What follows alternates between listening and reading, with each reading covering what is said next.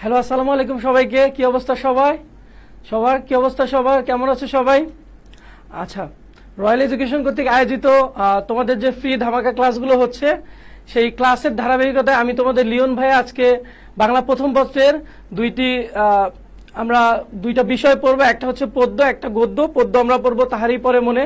তোমরা অনেকেই হচ্ছে অনেক মজা করে পড়ো, আজকে আমরা আরো বেশি মজা করে পড়বো।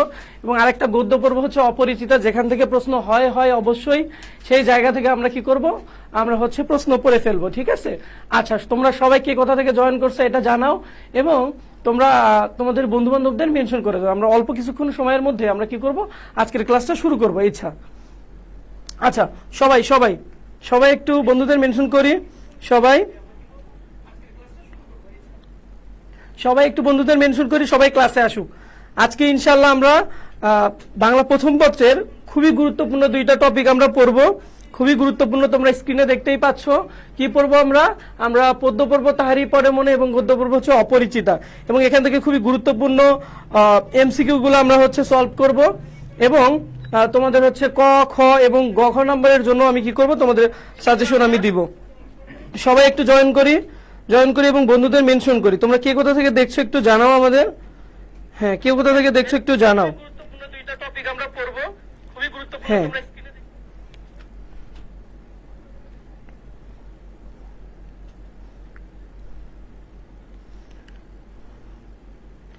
একটু জানাও কে কোথা থেকে দেখছো।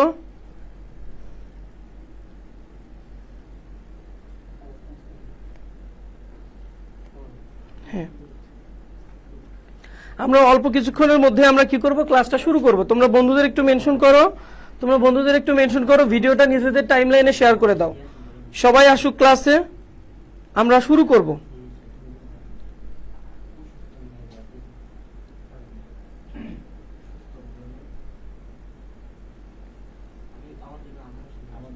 আচ্ছা,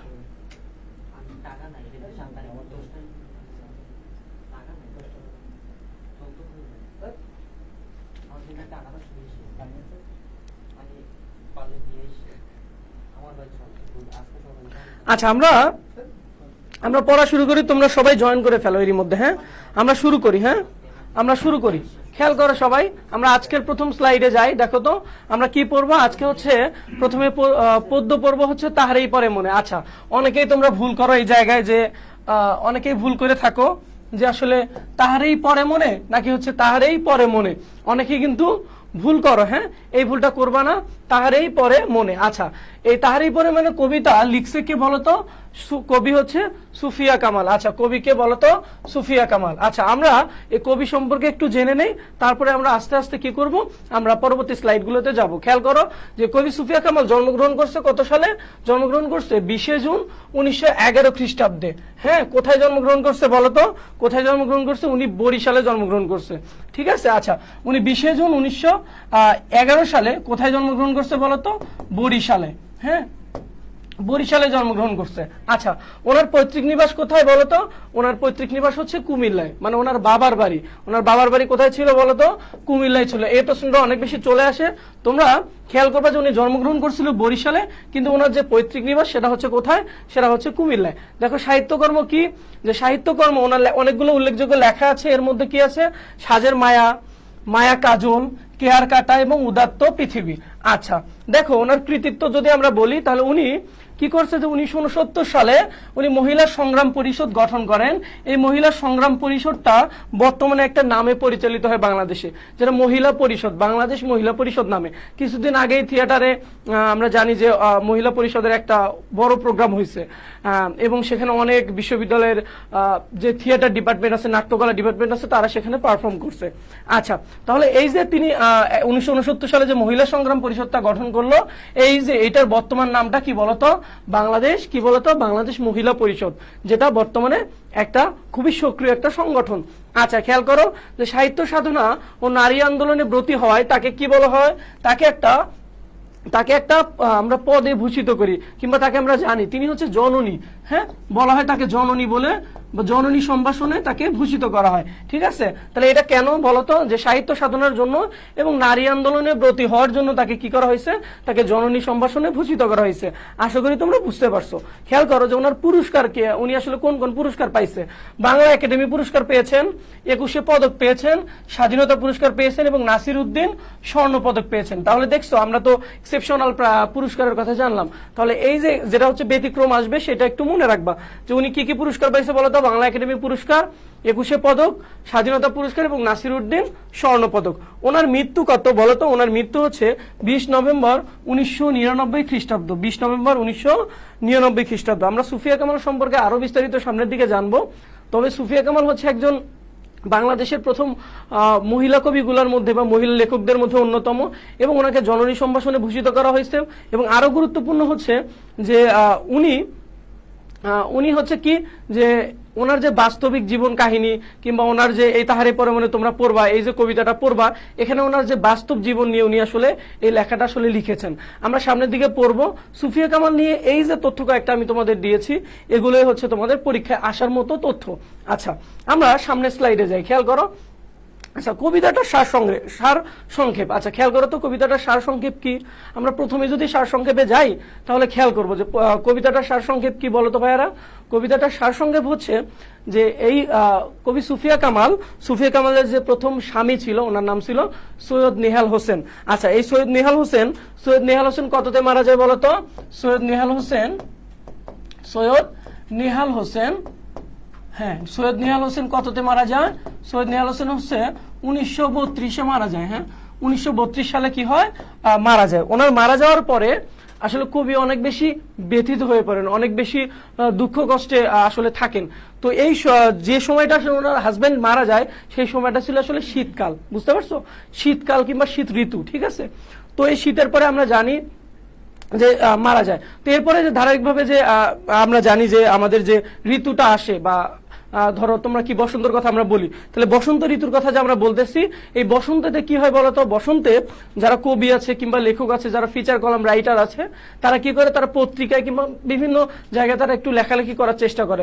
যখন দেখবা যে প্রথম বছর আসতেছে কিংবা নববর্ষ আসতেছে কিংবা পহেলা বৈশাখ আসতেছে, তাহলে এই যে বিশেষ বিশেষ অকেশন গুলো, উৎসবগুলো, এগুলো নিয়ে আসলে কি করে বলতো, এগুলো নিয়ে অনেক শিক্ষার্থী, অনেক বিশ্ববিদ্যালয়ের শিক্ষার্থী কিংবা যারা ফিচার কলাম কন্টেন্ট লিখে, তারপরে হচ্ছে যারা কবি, তারা কি করে, অনেক বেশি লেখালেখি করে।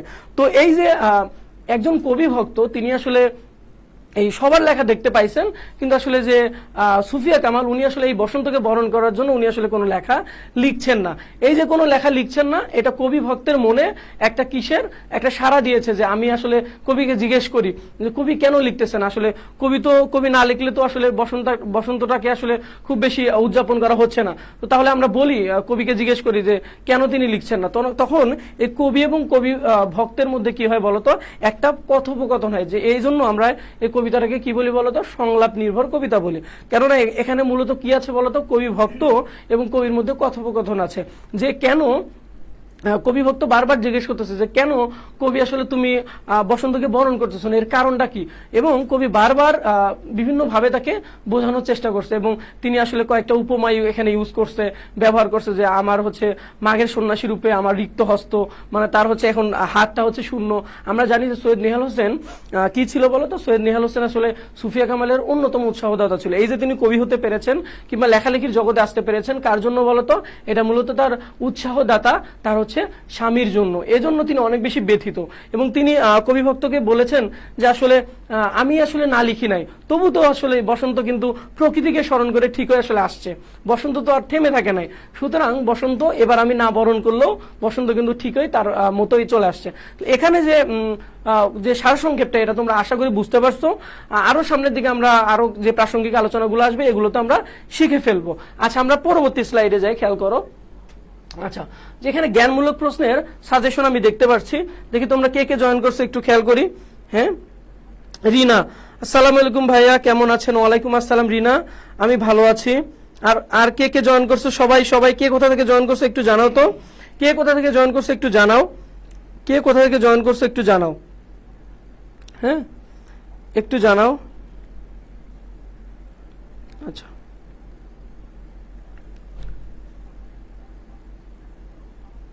আচ্ছা,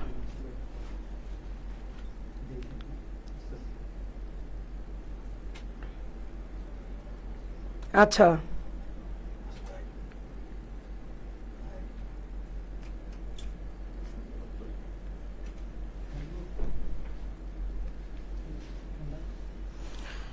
আচ্ছা, আশা করি তোমরা হচ্ছে বুঝতে পেরেছো, কবিতার যে সার সংক্ষেপটা ছিল এটা বুঝতে পারছো। আমরা খেয়াল করি যে জ্ঞানমূলক প্রশ্নের সাজেশন আমি তোমাদের দিয়েছি, যে কোন ধরনের জ্ঞানমূলক প্রশ্নগুলো আসলে আসে পরীক্ষায়, এগুলো আমি ইনক্লুড করেছি তোমাদের জন্য। দেখো যে কি আছে, যে মাঘের সন্ন্যাসী কোথায় চলে গেছে, বলতো কোথায় চলে গেছে। আচ্ছা, তারপরে তাহারই পরে মানে কবিতায় কবির নীরবতার কারণ আসলে কি, পাথার শব্দের অর্থ কি, অলোক অর্থ কি, তাহার এই পরমাণু কবিতাটি কোন ছন্দে লেখা, কহিল সে স্নিগ্ধ আঁখি তুলি, কার কথা বলা হয়েছে। ঠিক আছে, এখানে কার কথা বলা হয়েছে, কবির কথা বলা হয়েছে। এগুলো হচ্ছে তোমাদের জ্ঞানমূলক প্রশ্ন। আমরা সামনের দিকে যাই, আরো আছে আমাদের যে কবি ভক্ত কবির কাছে কি শোনার মিনতি করে, কি শোনার আসলে মিনতি করে কবি ভক্ত। তারপরে খেয়াল করো যে দক্ষিণ দুয়ার গেছে খুলি, প্রশ্নটি কার। তারপরে কি, কবি সুফিয়া কামালের প্রথম স্বামীর নাম কি, প্রথম স্বামীর নাম হচ্ছে কি, একটু আগে আমি বললাম যে সৈয়দ নেহাল হোসেন। প্রথম স্বামীর নাম কি, সৈয়দ নেহাল হোসেন। এবং ওনার দ্বিতীয় হাজবেন্ড ছিল, নেহাল হোসেন মারা যাওয়ার পর উনি আরেকটা বিবাহ করেছিলেন। এই বিবাহটা করেছিলেন তিনি 1937 সালে। 1937 সালে তিনি বিবাহটা করেছিলেন। এই বিবাহ কাকে করেছিলেন, কামাল উদ্দিন আহমদ। ঠিক আছে, ওনার দ্বিতীয় হাজবেন্ড ছিল কামাল উদ্দিন আহমদ।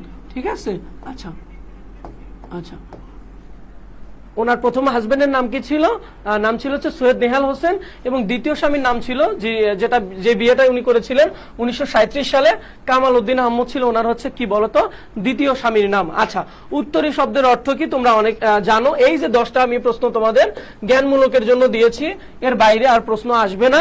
এই 10টায় তোমরা কি করবা, পরীক্ষার জন্য পড়বা। আমরা অনুধাবনমূলক প্রশ্নের সাজেশনে যাই, যে অনুধাবন প্রশ্নগুলো পড়লে তোমরা পরীক্ষায় শতভাগ কমন পাবা, সেই প্রশ্নগুলো একটু খেয়াল করো। যে কুহেলি উত্তরী তলে মাঘের সন্ন্যাসী, এখানে বানান একটু আছে, দেখো যে কুহেলি উত্তরী তলে মাঘের সন্ন্যাসী, লাইনটি বুঝিয়ে লেখো। আচ্ছা, বাতাবি নেবুর ফুল ফুটেছে কি আমের মুকুল, কবিতাংশে কবি কি বোঝাতে চেয়েছেন। তারপরে খেয়াল করো যে তাহার এই পরে মানে কবিতায় কবির উদাসীনতার কারণ ব্যাখ্যা করো। যে কবি যে উদাস, কেন উদাস, তার হচ্ছে প্রিয় মানুষ, প্রিয়জন তিনি আসলে হারাই ফেলছে, এই জন্য তিনি উদাস।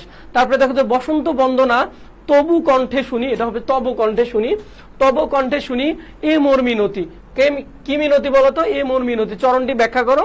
মানে উনি কবি ভক্ত কবিকে বলতেছে যে বসন্ত বন্দনা উনি শোনার জন্য কি করতেছে, কবির কাছে অনুরোধ করতেছে।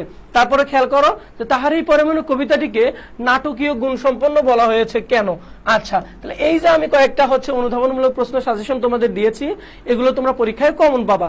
আচ্ছা, তারপরে আমরা হচ্ছে পরবর্তী স্লাইডে যাই। দেখো যে গ এবং ঘ প্রয়োগ এবং উচ্চতর দক্ষতা প্রশ্নের সাজেশন, যে প্রশ্নগুলা পড়লে বা যে উদ্দীপকগুলো পড়লে কি ধরনের মূল ভার্বগুলো আসে, যেগুলো তোমাকে আসলে গ এবং ঘ এর মধ্যে লিখতে হবে, সেগুলো তোমরা একটু খেয়াল করো।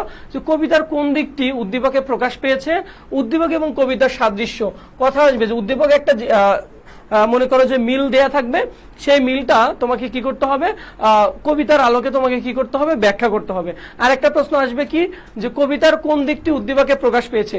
এই অনেক বেশি যেটা আসে সেটা হচ্ছে বেদনার দিকটা। হ্যাঁ, বেদনার দিকটা হচ্ছে উদ্দীপকে থাকবে, বেদনার দিক, যে প্রিয়জন হারানোর,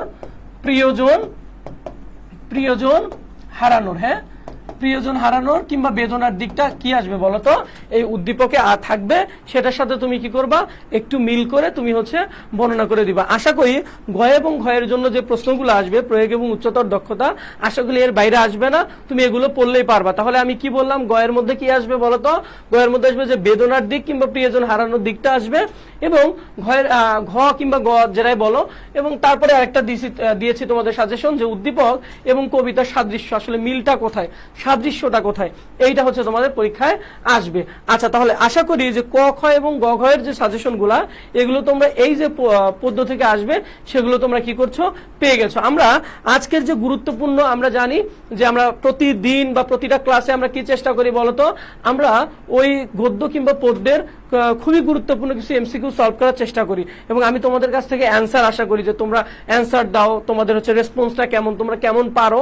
তাহলে ওই সেই যে এমসিকিউ গুলো আমরা সলভ করে ফেলবো এবং আমরা আজকে কবিতার পরে আরো একটা কি পড়বো বলো তো, আরো একটা খুবই গুরুত্বপূর্ণ যেখান থেকে প্রশ্ন আসে সেই হচ্ছে অপরিচিত গল্পটাও আমরা পড়ে ফেলবো, সেখান থেকে কি ধরনের প্রশ্ন আসে সেগুলোও জানবো এবং কি করব এবং গুরুত্বপূর্ণ যে এমসিকিউ গুলো আছে যেগুলো তোমার বিশ্ববিদ্যালয়ে ভর্তি পরীক্ষায় আসবে এবং কোথায় আসবে, তোমার এইচএসসি পরীক্ষায় আসবে, তুমি এখান থেকে কমন পাবা, সেগুলো তো আমরা কি করব আজকে ক্লাসে পড়বো। তুমি কি করবা, বন্ধুদের একটু মেনশন করো, সবাই ক্লাসে আসুক, ক্লাসটা ভালো হোক, ঠিক আছে? পার্টিসিপেট যত ভালো হবে ক্লাসটা তত ভালো লাগবে, তোমারও রেসপন্স করতে ভালো লাগবে, সবাই রেসপন্স করবা ক্লাসে।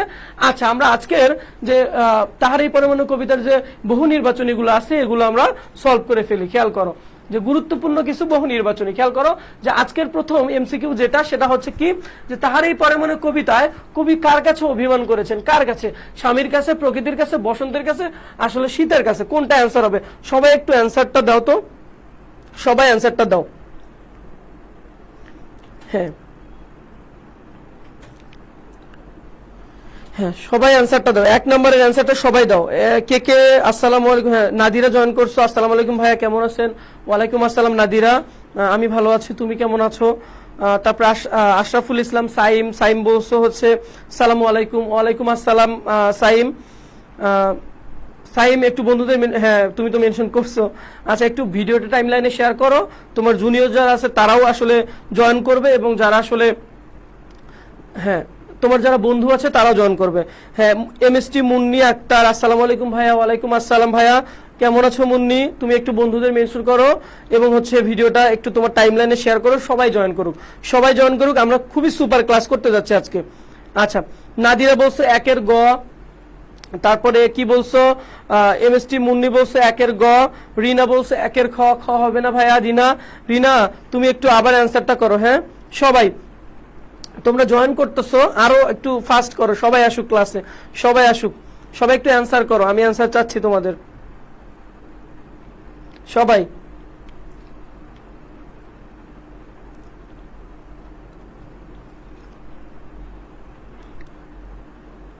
হ্যাঁ, প্রান্ত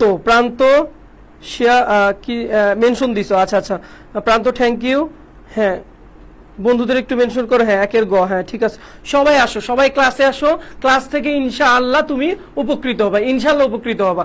আমি ঘ নাম্বার তোমাকে সাজেশন দিব, তোমাকে খ নাম্বার প্রশ্নের সাজেশন দিব, তোমাকে ক নাম্বার প্রশ্নের সাজেশন দিব, বহু নির্বাচনীগুলো সলভ করবে। সলভ করতে গিয়ে আমরা প্রশ্নের যে অপশনগুলো আছে অপশনগুলো ব্যাখ্যা করব।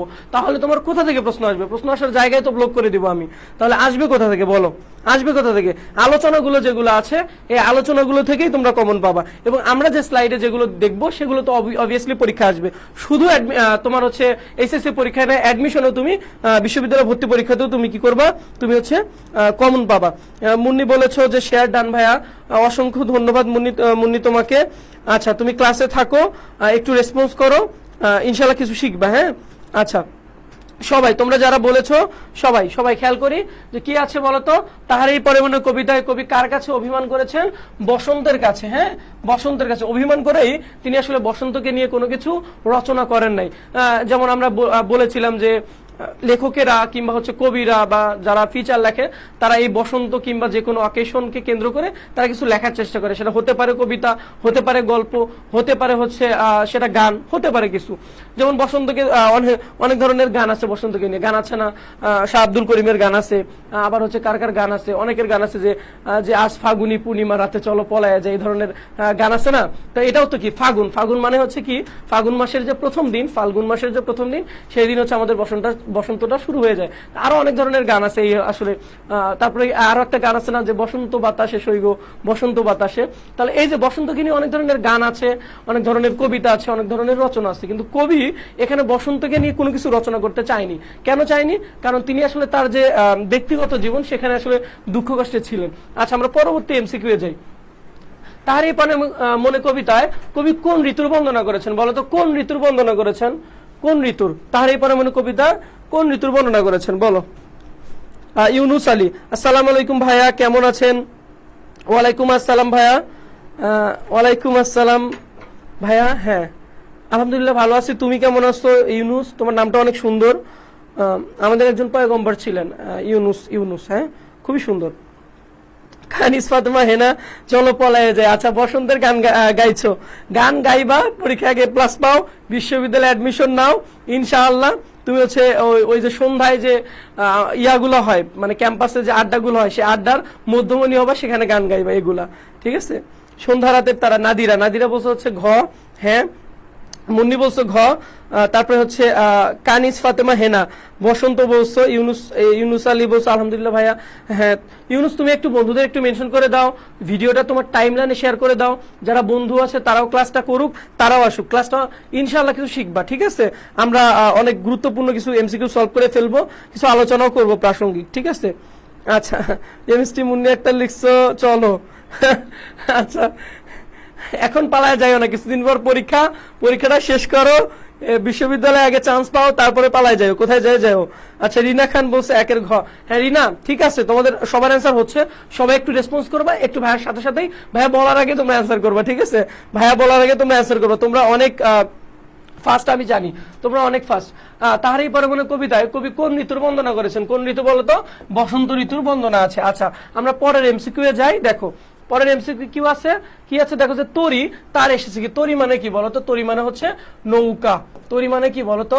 নৌকা। আচ্ছা, তরি মানে নৌকা। তরি তার এসেছে কি, তাহারেই পরে মনে কবিতায় তরি কিসের প্রতীক? এখানে তরিটাকে কিসের প্রতীক হিসেবে দেখানো হয়েছে বলতো? কিসের প্রতীক? তোমরা আশা করি যে এটাও পারবা। এখানে অপশন আছে প্রিয়জনের প্রতীক, কবিতার, মানব জীবনের, বসন্তের। আমরা অ্যান্সার করে ফেলি, আমরা অ্যান্সার করে ফেলি। সবাই অ্যান্সার করো, সবাই অ্যান্সার করো। হ্যাঁ, কানিস ফাতেমা অনেককে মেনশন দিয়েছো, অসংখ্য ধন্যবাদ। হেনা, হ্যাঁ, অসংখ্য অসংখ্য ধন্যবাদ। ভিডিওটা তোমার টাইমলাইনে শেয়ার করো, সবাই একটু অ্যান্সার করি, সবাই অ্যান্সার করি, সবাই অ্যান্সার করব, সবাই অ্যান্সার করব। বলো, তোমাদের অ্যান্সার দেখছি না, বলো।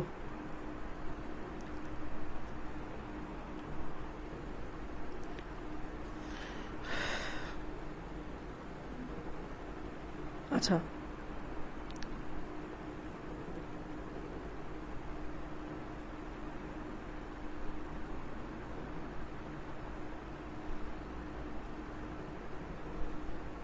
হ্যাঁ হ্যাঁ বলছো, অনেকে বলছো।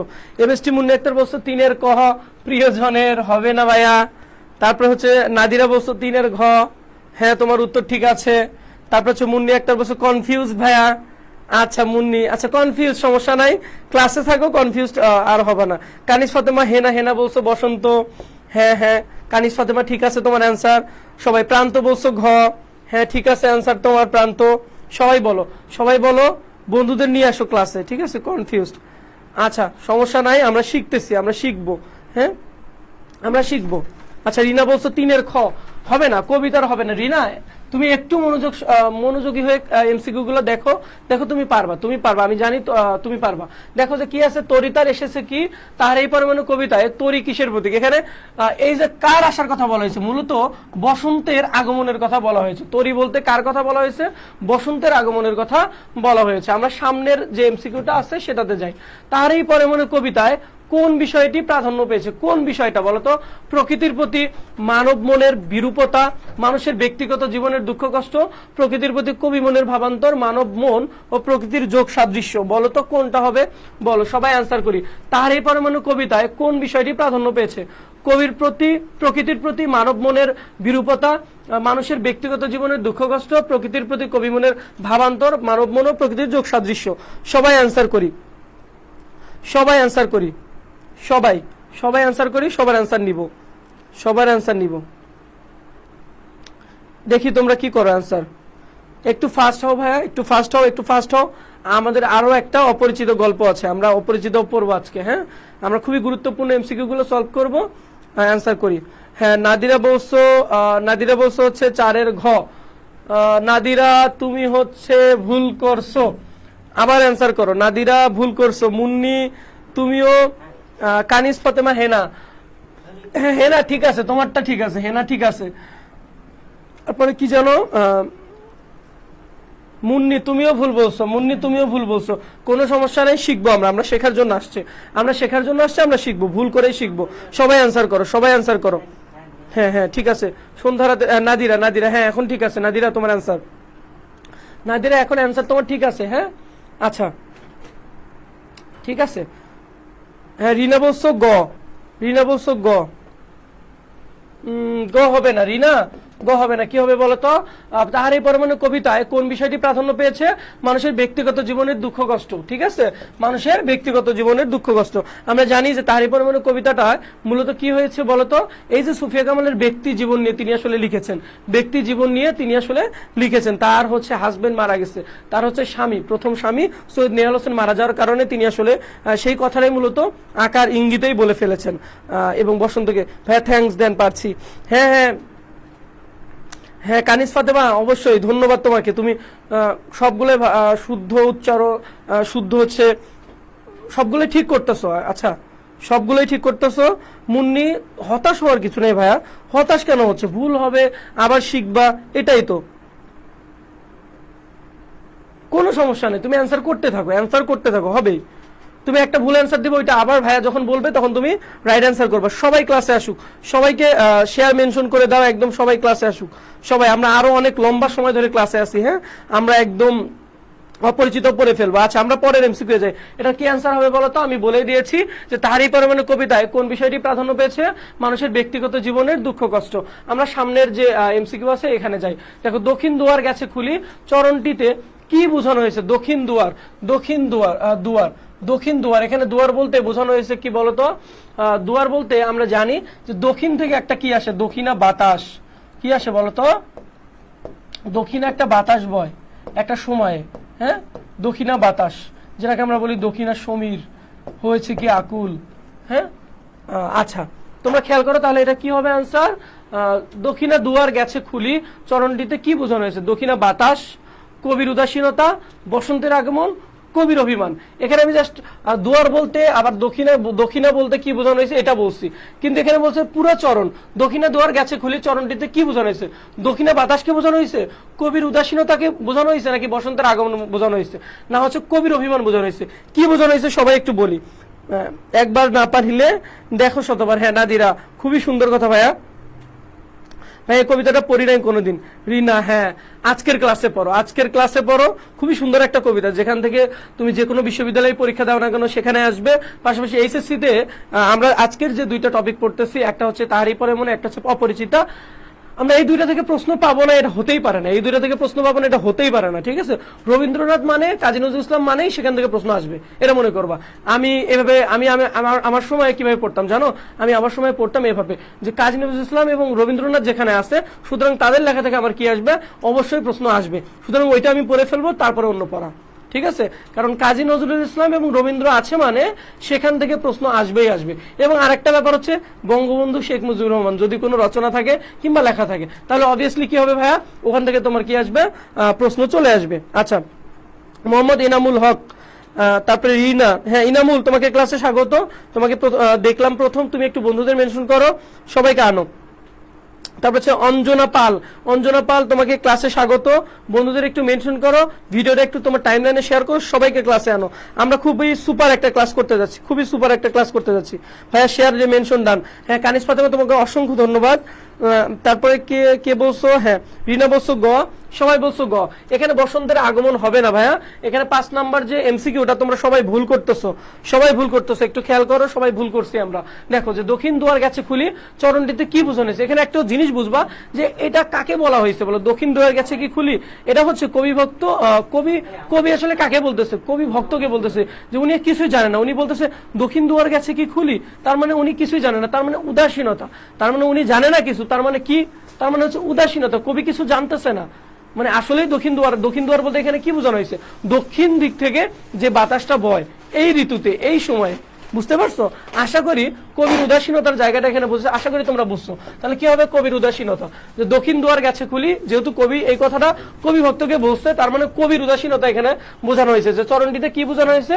কবির উদাসীনতা। বলো কে কে বুঝতে পারছো, বলো কে কে বুঝতে পারছো এমসিকিউটা, বলো। হ্যাঁ কানিজ ফাতেমা হেনা বলছো কবির উদাসীনতা। হ্যাঁ এখন ঠিক আছে, সবাই বলো বুঝতে পারছো।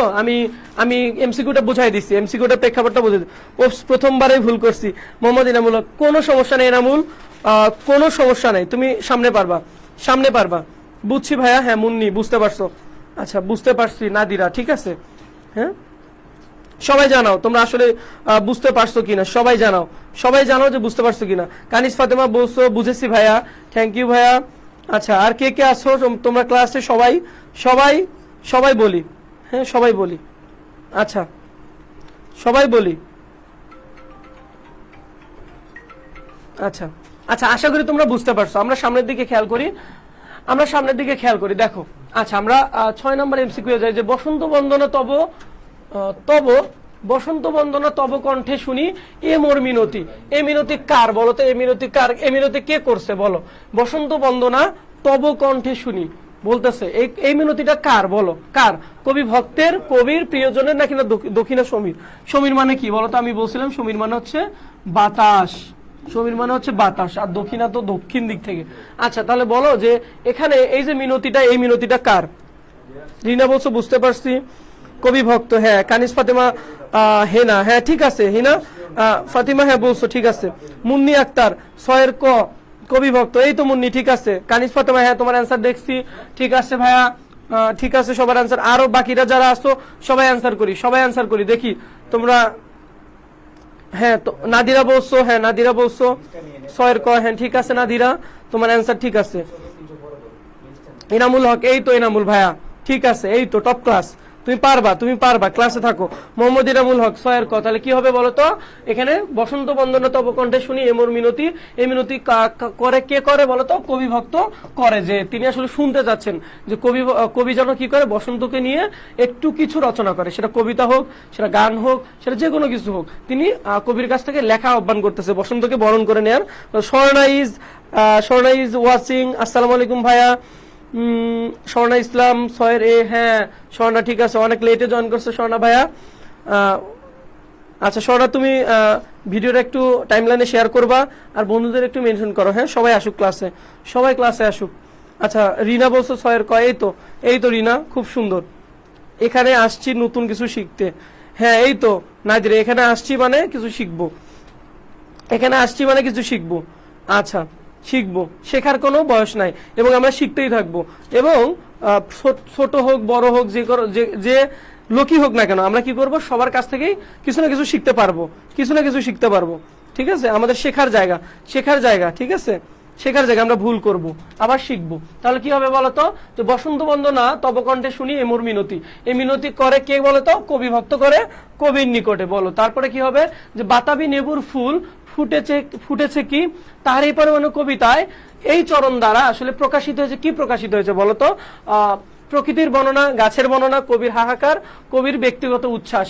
এখানে আমরা খুব এর আগে আমরা একটা এমসিকিউ সলভ করে ফেলেছি, যে আসলে এই যে বসন্তকে নিয়ে যে বন্দনাটা, ওখানে বলা হয়েছিল কবির উদাসীনতা। এখানে কি হবে বলো?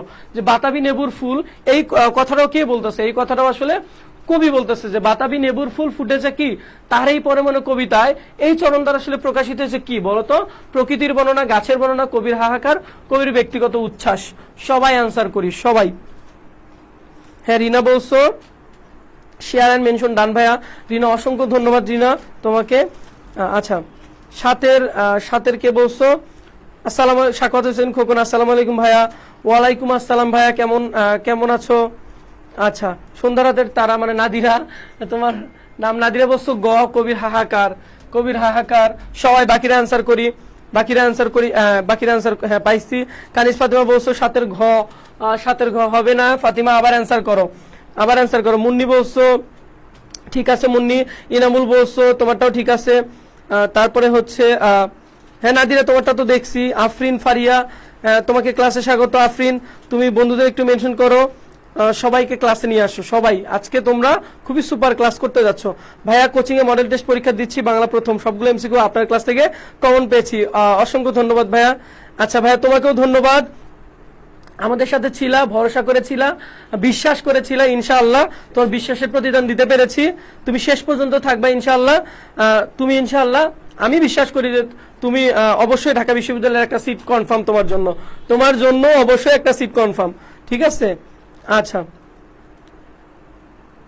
স্বর্ণা, হ্যাঁ স্বর্ণা বলছো গ, রিনা বলছো গ, হ্যাঁ, তাহলে কি হবে? কবির হাহাকার, কবির হাহাকার।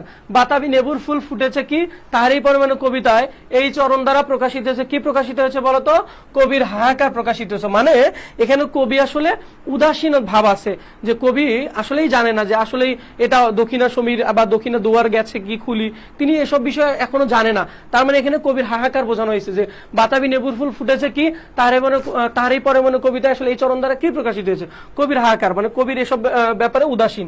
তারপরে এমসিকিউটা খেয়াল করো, যে কহিল সে কাছে সরে আসি, মানে একটু কাছাকাছি চেপে বসলো, চেপে বৈশা কি বলতেছে যে পরের পংক্তিটা কোনটা, মানে পরের লাইনটা কোনটা বলতো? পরের লাইনটা কোনটা? কহিল সে কাছে সরে আসি, কহিলে উত্তরিতলে মাঘের সন্ন্যাসী, বাতাবি নেবুর ফুল ফুটেছে কি, নাই হলো না হোক এবারে, শুনি নাই রাখিনি সন্ধান। বলো কি হবে? বলো। এই তো রাকিব বিল্লাহ আসছো ক্লাসে। রাকিব, তোমাকে ক্লাসে স্বাগত। বন্ধুদের একটু মেনশন করো, ভিডিওটা তোমার টাইমলাইনে শেয়ার করো। ভাইয়া দোয়া করবেন। হ্যাঁ অবশ্যই স্বর্ণ, তোমার জন্য অসংখ্য অসংখ্য দোয়া আছে, অন্তরের অন্তঃস্থল থেকে তোমার জন্য দোয়া। তুমি ভালো কিছু করবা, এই দোয়া করি। ঢাবির সিট কনফার্ম। হ্যাঁ ইনশাল্লাহ ইনশাল্লাহ ইনশাল্লাহ। তোমরা কার্জনের সামনে গিয়ে একটা পিক তুলে দিবা যে হবু বাড়ি কিংবা হবু শ্বশুর বাড়ি, ঠিক আছে? ইনশাল্লাহ সেটা তোমার শ্বশুর বাড়ি হবে। আচ্ছা, এমডি ইদ্রিস বলছো 8-এর ক। এই তো আইটিজেড হীরা। হ্যাঁ হীরা আসছো ক্লাসে, হীরাকে দেখেছিলাম এর আগে ক্লাসে। হীরা তুমি একটু বন্ধুদের মেনশন করো। তুমি হচ্ছে কি করবা, ভিডিওটা হচ্ছে টাইমলাইনে শেয়ার করবা। রাকিব বিল একটু করো ভাইয়া, সবাই ক্লাসে আসুক।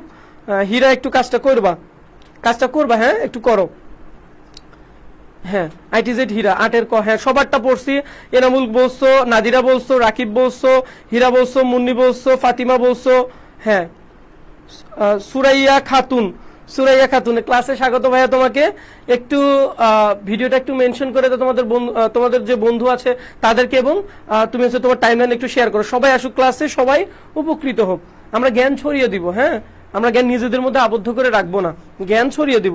সবাই আসুক, আমরা যা জানি যতটুকু জানি এটুকু জানাবো। হ্যাঁ ঠিক আছে, সবাই ক্লাসে আসুক। সবাই অ্যান্সার করছো। 8-এর কি হবে? ক হবে। হ্যাঁ এই তো সুন্দর, তোমরা পারো সবাই। কহিল সে কাছে সরে আসি, পরের চরণটা হচ্ছে কুহিলি উত্তরিতলে কি হবে? মাঘের সন্ন্যাসী। আচ্ছা তোমরা অ্যান্সারটা পারছো। পরের এমসিকিউটা দেখি আমরা, যে তাহারই পরে মানে কবিতায় অর্ঘ্য বিরোচন। অর্ঘ্য বিরোচন মানে কি বলতো? অর্ঘ্য বিরোচন মানে হচ্ছে কি, শব্দটি কি অর্থে ব্যবহৃত হয়েছে? ঋতুরাজ বসন্তকে বরণ, ফুলের বন্দনা গীত, বসন্তের আগমনী গান, অঞ্জলি বা উপহার রচনা। বলো অঞ্জলি বা উপহার রচনা। বলো তোমরা, যে ঋতুরাজ বসন্তকে বরণ, ফুলের বন্দনা গীত, বসন্তের আগমনী গান, অঞ্জলি বা উপহার রচনা, কোনটা আসলে সঠিক অ্যান্সার? সবাই বলো, সবাই বলো। ফাতিমা বলছো 10-এর হচ্ছে ঘ, অঞ্জলি বা উপহার রচনা। বাকিরাও অ্যান্সার করো, বাকিরাও অ্যান্সার করো। হ্যাঁ ফাতিমা বলছো। হ্যাঁ বাকিরা একটু, বাকিরা বিশেষ করে যখন অনলাইনে কাজ করি আর ক্লাস থেকে কমন পাই, তখন পরীক্ষার হলে বসে ভাইয়াদের কথা মনে পড়ে। আচ্ছা সোনা, আচ্ছা ভাইদের কথা মনে পড়ে, ভাইদের কথা আরো যদি মনে পড়ে যে ভাইদেরকে ধন্যবাদ দেওয়া দরকার, কি করবা জানো? ক্লাস থেকে পরীক্ষা রুম থেকে বের হয়ে যে কোনো একটা রেস্টুরেন্টে বসবা, ভাইয়ের নাম বলে তুমি হচ্ছে যা ইচ্ছা তাই বিল করে খেয়ে কি করবা, নিজের ওয়ালেট থেকে বিলটা দিয়ে আসবা, ঠিক আছে? আচ্ছা ভাইয়াদের নাম করে খাবা, তারপরে তোমার ওয়ালেট থেকে টাকা বের করে দিয়ে পেমেন্ট করে চলে আসবা, ঠিক আছে? আচ্ছা সবাই অ্যান্সার করি। হ্যাঁ বিকাশ চাকমা, তোমাকে ক্লাসে স্বাগত। প্রথম দেখলাম তোমাকে, তুমি একটু বন্ধুদের মেনশন করো, ভিডিওটা তোমার টাইমলাইনে শেয়ার করে দাও। ভাই একটু করো। রাকিব বিল্লাহ ঘ বলছো, সুরাইয়া খাতুন ঘ বলছো, ইদ্রিস বলছো, হীরা বলছো, তারপরে সাইম ক্লাসে আবার চলে গেছিল, আবার আসছো, ভাবলাম আপনি টাকা পাঠাবেন বলবেন। আচ্ছা ফাতিমা অবশ্যই পাঠাবো, তোমরা হচ্ছে ভার্সিটিতে চান্স পাও, আসো, ঠিক আছে? অবশ্যই ক্যাম্পাসে তোমাদের খাওয়াবো। ভাই কারেন্ট চলে গেছিল তাই এতক্ষণ পড়তে পারলাম না। প্রান্ত কোনো সমস্যা নেই ভাই, এখন করো, পরে দেখে নিও ক্লাসটা। শ্রাবণ দে আবার হাসি পায় অনেক। স্বর্ণা আবার হাসি পায় অনেক। আচ্ছা শ্রাবণ তোমাকে ক্লাসে স্বাগত। তুমি বন্ধুদের একটু মেনশন করো এবং ভিডিওটা তোমার টাইমলাইনে শেয়ার করো, একটু করো ভাইয়া। সবাই আসুক ক্লাসে, আমরা কিছু শিখতে যাচ্ছি, ইনশাআল্লাহ কিছু শিখতে যাচ্ছি। শেয়ার অলওয়েজ ভাইয়া। হ্যাঁ বিকাশ চাকমা, তোমাকে অসংখ্য ধন্যবাদ বিকাশ, অসংখ্য ধন্যবাদ। শ্রাবণ একটু কাজটা করো, আমরা সামনের দিকে আগাবো। হ্যাঁ তোমরা অনেকে অ্যান্সার করছো, সবার অ্যান্সার আমি পেয়েছি। রিনা খান, সবার অ্যান্সার পেয়েছি। কি বলতো, যে তাহার এই পরিমাণে কবিতায় অর্ঘ্য বিচরণ মানে কি বলতো? অর্ঘ্য বিরোচন মানে হচ্ছে অঞ্জলি বা উপহার রচনা। আমরা জানি যে হিন্দু ধর্মগ্রন্থের তোমরা যারা আছো তারা কি করে, যে অঞ্জলি দেয়। অঞ্জলি মানে হচ্ছে কি, যে পুজো দেয়া। তাহলে এই যে অর্ঘ্য বিরোচন মানে হচ্ছে কি, যে পুজো দেওয়া কিংবা উপহার, এখানে হচ্ছে উপহার রচনা করা। এখানে পূজা অর্থে মূলত এই শব্দটা বেশি ব্যবহার হয়, যে অঞ্জলির কথাটা। যে আমি ধরো একটা আমার ফ্রেন্ডের সাথে যাচ্ছি, হঠাৎ করে মন্দির দেখে আমাকে বলতেছে যে বন্ধু একটু দাঁড়া, আমি একটু অঞ্জলিটা দিয়ে আসি। তার মানে কি, সে হচ্ছে তার দেবীর কাছে যায়, গিয়ে হচ্ছে অঞ্জলি দিয়ে আসে। আচ্ছা যাই হোক, ওইদিকে আমরা না যাই। তাহলে অর্ঘ্য বিরোচন মানে হচ্ছে অঞ্জলি বা উপহার রচনা। আশা করি তোমরা বুঝতে পারছো। সামনে স্লাইডে যাই। যে তাহার এই পরমাণু কবিতাটি গঠনরীতি কোন বৈশিষ্ট্যের? এই এমসিকিউটা অনেক বেশি ইম্পর্টেন্ট। এই এমসিকিউটা অনেক বেশি ইম্পর্টেন্ট। অনেক বিশ্ববিদ্যালয়ে আসছিল এবং অনেকগুলো সালে আসছিল, অনেকগুলো বোর্ডে আসছিল। ময়মনসিংহ বোর্ড, মাদ্রাসা বোর্ড, তারপরে হচ্ছে কি বোর্ড বলতো, ঢাকা বোর্ডে আসছিল, তারপরে রাজশাহী বোর্ডে আসছিল, যশোর বোর্ডে আসছিল। এই এমসিকিউটা অনেক আসছিল, আমি দেখছি অনেক আসছিল। এই জন্য তোমাদের জন্য সংযোজন করেছি। বলো সবাই, অ্যান্সার করো। তো তাহার এই পরমাণু কবিতাটি গঠনরীতি কোন বৈশিষ্ট্যের? বর্ণনাত্মক, নাটকীয়, মহাকাব্যিক নাকি শোকধর্মী? বলো। খুবই ইম্পর্টেন্ট একটা এমসিকিউ। দাঁত ছাড়া আসলে কেমন দেখায়? সোনা, তোমার কি দাঁত নেই? আচ্ছা, ওয়াজকুরানি আসছো? হ্যাঁ, ওয়াজকুরানি ক্লাসে স্বাগত। তুমি লেটে জয়েন করো ভাইয়া, 5টায় আসবা, 5টায় ক্লাস শুরু হবে। আচ্ছা, হীরা বলছো খ। হ্যাঁ, সবার অ্যান্সার। ওয়াজকুরানি বলছো, ফাতিমা বলছো, তারপরে হচ্ছে নাদিরা বলছো, রাকিব বিল্লাহ বলছো, সুরাইয়া বলছো, স্বর্ণা বলছো, শ্রাবণ দে বলছো, হ্যাঁ বিকাশ বলছো। হ্যাঁ, এই তো সবার অ্যান্সার হচ্ছে। আশা করি। বিকাশ, তুমি ঘ বলছো কেন? 11 ঘ হবে না তো, ঘ হবে না। কি হবে বলো তো? ইদ্রিস বলছো, ইদ্রিস বলছো খ। হ্যাঁ ঠিক আছে, খ। তাহলে কি হবে বলো তো? নাটকীয় হবে। বাকি যারা আছো সবাই অ্যান্সার করি, তাহলে শিখবো। ঠিক আছে। আচ্ছা, দেখো তো কি হবে বলতো, যে তাহার এই পরমাণু কবিতাটি গঠনরীতি কোন বৈশিষ্ট্যের বলতো? নাটকীয় হবে। আচ্ছা, আমরা সামনের এমসিকিউটা খেয়াল করি। যে কহিল সে স্নিগ্ধ আখি তুলি, বাক্যটিতে স্নিগ্ধ আখি বলতে কি বোঝায়? স্নিগ্ধ আখি বলতে কি বোঝায় বলতো? স্নিগ্ধ আখি বলতে কি বোঝায়?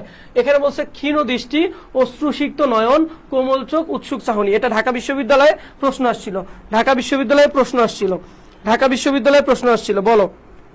বলো কি হবে? যে 12। কহিল সে স্নিগ্ধ আখি তুলি। আখি মানে হচ্ছে চোখ। আমরা জানি যে আখি মানে হচ্ছে কি বলতো? আখি মানেও চোখ, নয়ন মানেও চোখ। আচ্ছা, তাহলে কি হবে? কহিল সে স্নিগ্ধ আখি তুলি, বাক্যটিতে আখি, স্নিগ্ধ আখি বলতে কি বোঝায়? ক্ষীণদৃষ্টি বোঝায়, অশ্রুসিক্ত নয়ন, কোমল চোখ, উৎসুক চাহনি। বলো কে অ্যান্সার করছো, আমি একটু দেখি। ফাতিমা বলছো 12 ক, স্বর্ণা বলছো 12 ক, তারপরে হচ্ছে রাকিব বিল্লাহ বলছো 12 ক, হীরা বলছো 12 ক, ফাতিমা বলছো ক্ষীণ দৃষ্টি, আশাবুল সাইম বলছো 12 ক, ইদ্রিস বলছো 12 ক, তারপরে হচ্ছে সুরাই বলছো 12 ক, শ্রাবণ দে বলছো 12 এ বলছো, তারপরে হচ্ছে ইদ্রিস বলছো 12 এ। সবার অ্যান্সারটা আমি নিতে পারছি না। খুবই দুঃখিত আমি, যে আসলে সবার অ্যান্সারটা আমি নিতে পারছি না। 12 ক ক্ষীণ দৃষ্টি হবে না। তোমরা খুবই গুরুত্বপূর্ণ একটা এমসিকিউ তোমরা সলভ করবা, অথচ তোমরা সবাই ভুল করলা। এই তো প্রান্ত 12 ক বলছো। বিকাশ কোমল চোখ হয়নি, বিকাশ চাকমা, বিকাশ হয়নি। বিকাশ চেষ্টা করো সবাই, সবারটা আমি নিতে পারিনি। সন্ধ্যা রাতের তারা, নাদিরা বলছো গ, হয়নি। রিনা বলছো খ, হয়নি। কারো প্রশ্ন এখন পর্যন্ত হয়নি। ওয়াজকুরানি বলছো খ, হয়নি, এখন পর্যন্ত হয়নি। হীরা বলছো গ, হয়নি। তোমরা রাইট অ্যান্সারে যাও, যতক্ষণ পর্যন্ত না যাবা আমি বলবো না, অ্যান্সার বলবো না। কানিস ফাতিমা বলছো গ হবে না, হীরা হবে না। বলো সবাই। খুবই গুরুত্বপূর্ণ একটা এমসিকিউ। এটা ঢাকা বিশ্ববিদ্যালয়ে পরীক্ষা আসছিল, এটা হচ্ছে অন্যান্য ভার্সিটিতে অ্যাডমিশনে আসছিল, তারপরে এসএসসিতে অনেক গুরুত্বপূর্ণ। এই তো নাদিরা, প্রথমে নাদিরা বলছো যে 12 ঘ। এই তো উৎসুক চাহনি। এই তো ঠিক আছে। সোনা বলছো 1 ক খ গ ঘ, সবই তো বলছো। তাহলে বাকি রাখছো কি বলো? ইদ্রিস বলছো, ফাতিমা বলছো, সুরাইয়া বলছো, তারপর হচ্ছে ওয়াজকুরানি বলছো, ইদ্রিস, হীরা বলছো। হ্যাঁ ঠিক আছে, সবার অ্যান্সারটা এখন আমি নিলাম। ঠিক আছে, কি হবে বলো তো? উৎসুক চাহনি। স্বর্ণা দুষ্টমি করবা না, রাইট অ্যান্সার দাও। ভুল হবে, ঠিক আছে, আবার তুমি পারবা। খেয়াল করো যে কহিল সে স্নিগ্ধ আখি তুলি। মনে করো যে আমি তোমাকে একটা কথা বললাম, তুমি এইভাবে তাকায়া তুমি কথা বললা, যে এইভাবে মুখের দিকে তাকায় তুমি এইভাবে কথা বললা, তাহলে কি এটা স্নিগ্ধ আখি তুলি? তার মানে উৎসুক চাহনি, যে তুমি কিছু জানতে চাচ্ছ কিংবা বলতে চাচ্ছ, উৎসুক চাহনি। ঠিক আছে। আচ্ছা, এই যে চাহনিটা আমি দৃষ্টিপথ তোমাকে দেখাইলাম। আচ্ছা তাহলে কি হবে যে কহিল সে স্নিগ্ধ আঁখি তুলি, বাক্যটিতে স্নিগ্ধ আঁখি বলতে কি বোঝায় বলতো? উৎসুক চাহনি, উৎসুক চাহনি। এই চাহনিটা কেমন? উৎসুক। বুঝতে পারছো কিছু জানতে চাওয়া? আচ্ছা আমরা সামনের এমসিকিউ এ যাই। দেখো 13 নম্বরটা দেখো। হ্যাঁ 13 নম্বরটা দেখো যে এমন উম্মাননা তুমি কোথা তব নবপুষ্প সাজ, এই জিজ্ঞাসা আছে কোন কবিতা? এটা তো আমরা যে কবিতাটা পড়তাছি সেই কবিতাতেই আছে, তাহারই পরে মনে। কিন্তু তারপরে তুলে দেওয়ার মানে হচ্ছে যে এই ধরনের প্রশ্নগুলো আসে। আমি তুলে দিয়েছি এই জন্য কারণ এই ধরনের প্রশ্নগুলো আসে, এটা অনেক বড় আসছে।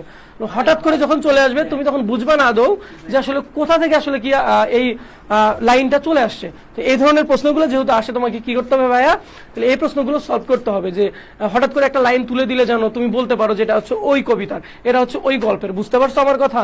তাহলে আশা করি এই জন্য আমি তোমাকে বোঝানোর জন্য যে কি টাইপের প্রশ্ন আসতে পারে এটা বোঝানোর জন্য এটা তো উঠাই দিচ্ছি। আর এমনিতে তো আমরা পড়তেছি তাহারে পরে মনে, তার মানে তুমি অ্যান্সার পারবা।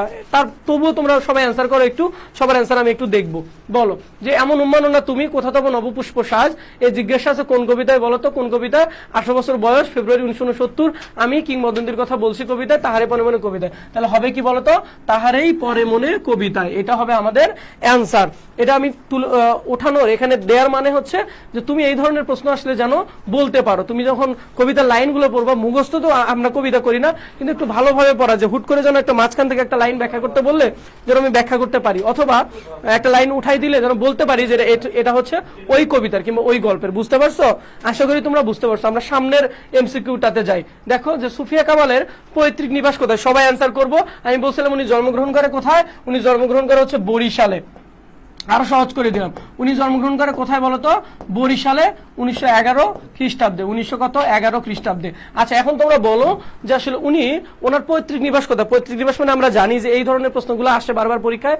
পৈতৃক নিবাস মানে হচ্ছে ওনার বাবার বাসা। জন্মগ্রহণ করতে পারে নানার বাড়ি কিংবা হসপিটালে বা কোথাও, কিন্তু উনি হচ্ছে ওনার বাবার বাসা কোথায় সেটা হচ্ছে পৈতৃক নিবাস। বলো সবাই অ্যান্সার করি। 14 হচ্ছে খ, বরিশালে। এই তো অপারত্য ছেলে, আমি তো বললাম 14। ফাতিমা ভুল করছো বাবা, ভুল করছো ওয়াসকুরানি ভুল করছো। স্বর্ণা হচ্ছে গ বলছো। এই তো স্বর্ণা ঠিক আছে। নাদিরা বলছো গ, ঠিক আছে। হীরা তুমি অ্যান্সারটা ভুল করছো। বরিশাল হবে না ফাতিমা, তুমি আবার রাইট অ্যান্সার করো। বরিশাল হচ্ছে ওনার জন্মস্থান, কিন্তু পৈতৃক নিবাস হচ্ছে আলাদা। ওমনু ডাইলে লবণ দেছো। আচ্ছা এটা কি বরিশালের ভাষা? আমি জানি না বরিশালের ভাষা কি। বিকাশ চাকমা বলছো 14 ঘ, সুরাইয়া বলছো, সোয়া খাতুন বলছো 14 ঘ, তারপরে শ্রাবণ বলছো কুমিল্লা। এই তো ভাইয়া। ইদ্রিস বলছো এখন, ঠিক আছে ইদ্রিস বলছো, ওয়াসকুরানি বলছো। তাহলে কি হবে? আমি তো বললাম ব্যাখ্যা করে। শাকত হোসেন খোকন বলছো 14 ঘ, রাকিব বিল্লাহ বলছো 14 খ। রাকিব বিল্লাহ হবে না, সরি, 14 খ হবে না। তুমি অ্যান্সার কেটে দিচ্ছ কেন? আমি দেখেছি তুমি অ্যান্সার কাটবা না। ভুল করছো, কিন্তু কথা হচ্ছে তুমি আবার রাইটটা করার চেষ্টা করো। বুঝতে পারছো? আচ্ছা কানিস ফাতেমা বলছো কুমিল্লা। হ্যাঁ কুমিল্লা। কেন কুমিল্লা? আমি ব্যাখ্যা করে দিলাম। মানুষ তো বাবার বাড়িতে জন্ম নেয় না। অনেকে আছে যে নানু বাড়িতে। হ্যাঁ তুমি যদি বাবার প্রথম সন্তান হও তাহলে কি হয়, তোমার আম্মুকে হচ্ছে কে নিয়ে যাবে? তোমার নানু বাড়িতে নিয়ে যাবে, একটু যত্নের জন্য, একটু ইয়ার জন্য। আচ্ছা সাদিকের বসার পাশে। আচ্ছা তাহলে কি হবে? বাসার। আচ্ছা তাহলে কি হবে এখানে বলো তো? সুফিয়া কামালের পৈতৃক নিবাস কোথায়? সুফিয়া কামালের পৈতৃক নিবাস হচ্ছে কুমিল্লায় হচ্ছে পৈতৃক নিবাস, কিন্তু উনি জন্মগ্রহণ করছে কোথায়? বরিশালে, 1911 খ্রিস্টাব্দে। আশা করি তোমরা বুঝতে পারছো। আমরা সামনের এমসিকিউ এ যাই। দেখো ফুল কি ফোটেনি শাখে মানে বলতো শাখায়, গাছের কাণ্ড যেটাকে আমরা বলি। পুষ্পরতি লোভে কি, শূন্যস্থানে কি বুঝবে? এই এমসিকিউটা অনেক আসছিল। পুষ্পরতি লোভে নাকি বা লাভ করে নাকি, কি হবে? যে বসন্তের সাজ, ঋতুর সাজ, ঋতুর রাজন। বলো তো এই 15 নম্বর এমসিকিউ এর অ্যান্সারটা সবাই বলো কি হবে? 15 নম্বর এমসিকিউ বলো ভাই। আইসিটি থার্ড চ্যাপ্টারে ডিজিটাল ডিভাইসের সিকিউ ক্লাস দেন ভাই। শ্রাবণ দে, তুমি আমাদের রয়্যাল এডুকেশনের সাথে থাকো, সব ধরনের ক্লাস তুমি পাবা, আমার এক বান্ধবীর বাসা ওখানে। আচ্ছা বুঝতে পারছি। স্বর্ণা ইসলাম 15 ঘ ঋতুর রাজন। এই তো স্বর্ণা হয়েছে। নাদিরা বলছো, শাকত হোসেন খোকন বলছো, রিনা বলছো 15 ক। রিনা সরি একটু অ্যান্সারটা করো আবার। কানিস ফাতিমা বলছো হ্যাঁ ঋতুর রাজন ঘ। রাকিব বিল্লাহ বলছো, সুরাইয়া খাতুন বলছো হ্যাঁ ঠিক আছে। সবার অ্যান্সার।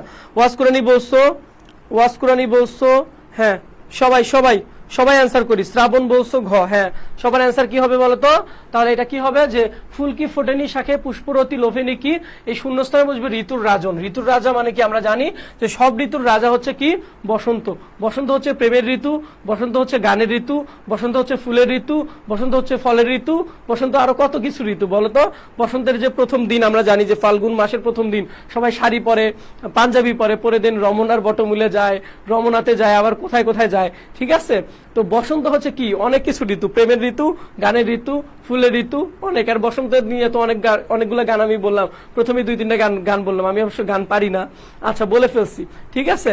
আচ্ছা তাহলে কি হবে যে ঋতুর রাজা কে বলতো? ঋতুর রাজা হচ্ছে বসন্ত, বসন্ত।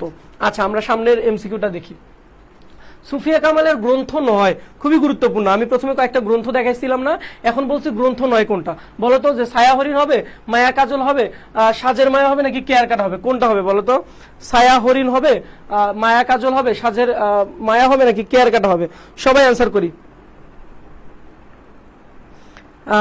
স্বর্ণা বলছো কালকে আইসিডি পরীক্ষা, তবু আমি বাংলা ক্লাস করছি ভাইয়া, আপনার ক্লাস অনেক ভালো লাগে। অসংখ্য ধন্যবাদ স্বর্ণা, অসংখ্য ধন্যবাদ স্বর্ণা, অসংখ্য ধন্যবাদ। তুমি ক্লাসে আসছো মানে তোমার বিশ্বাসটা তুমি রাখতে পারছো। এই যে তুমি বললা যে ক্লাসে অনেক তুমি পরীক্ষা দিচ্ছো, পরীক্ষাতে গিয়ে তুমি মডেল টেস্টে সব কমন পাইছো, এই তো ভালো লাগার জায়গাটা এটা। এই যে বিশ্বাস রাখছো, সামনেও বিশ্বাস রাখবা, ইনশাল্লাহ তুমি ভালো কিছু করবা। এই যে বিশ্বাসটা গুরুত্বপূর্ণ। আচ্ছা সবাই অ্যান্সার করো, সবাই অ্যান্সার করো, ইনশাল্লাহ তোমরা সাথে থাকো, ভালো কিছু হবে, ভালো কিছু হবে, ভালো কিছু হবে। আচ্ছা আচ্ছা সবাই সবাই সবাই অ্যান্সার করো, কি হবে? ছায়া হরিণ। এই তো অনেকেই করছো, স্বর্ণা বলছো, বাকিরাও বলছো যে সুফিয়া কামালের গ্রন্থ নয় কি ছায়া হরিণ।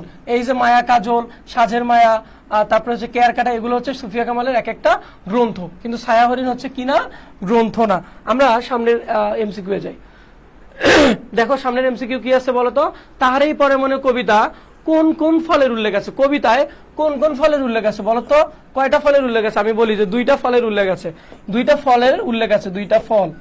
এই 2টা ফল নাম কি বলো? কি হবে? আমো কাঁঠাল, আমো জাম, বাতাবি ও কাঁঠাল, বাতাবি ও আম। কয়টা ফলের উল্লেখ আছে এবং সেগুলো কি বলো? 17 ঘ, এখনো এক্সাম। আচ্ছা 17 হচ্ছে ঘ, কে বলছো?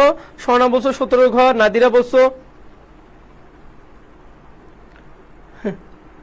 আচ্ছা 17 বলছো হচ্ছে, হ্যাঁ কে কে বলছো? শাকওয়াত হোসেন কখন বলছো আমার এই ভাইয়া আর আসিফ ভাইয়ের ক্লাস অনেক ভালো লাগে, কিন্তু এই আসিফ ভাইয়া যে কই গেছে কে জানে। আচ্ছা আসিফ ভাইও আসবে, আসিফ ভাইও আসবে, সবাই আসবে, সবাই আসবে। আচ্ছা আমরা সবাই আছি, আমরা রয়্যাল এডুকেশন পরিবার আছে তোমাদের সাথে, রয়্যাল এডুকেশন পরিবার আছে, আমরা অনেক বড় পরিবার। হ্যাঁ তোমরাও হচ্ছে আমাদের পরিবারের সদস্য, সুতরাং তোমরা থাকো, ইনশাআল্লাহ আমরা আছি, তোমরাও থাকো। আচ্ছা কি হবে?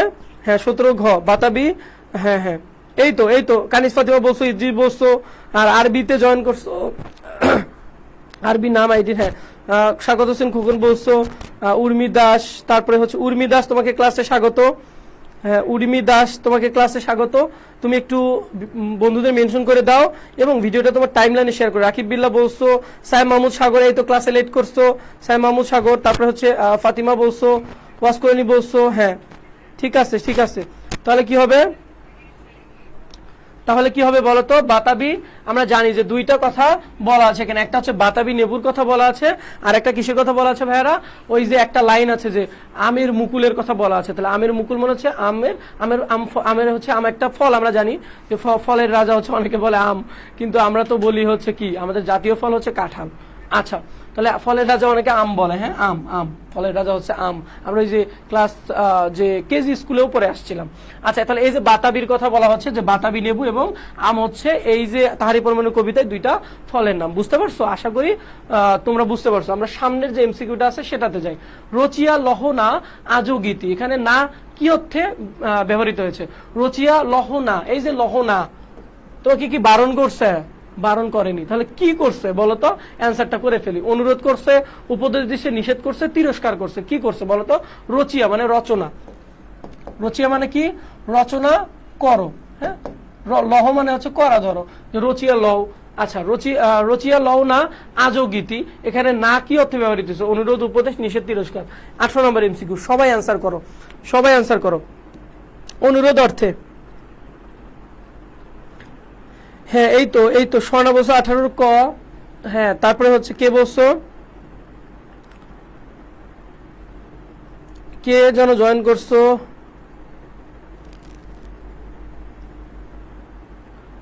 অনেক লেট, হ্যাঁ কোনো সমস্যা নাই, ক্লাসে থাকো, অনেক লেট করছো, কোনো প্রবলেম নাই।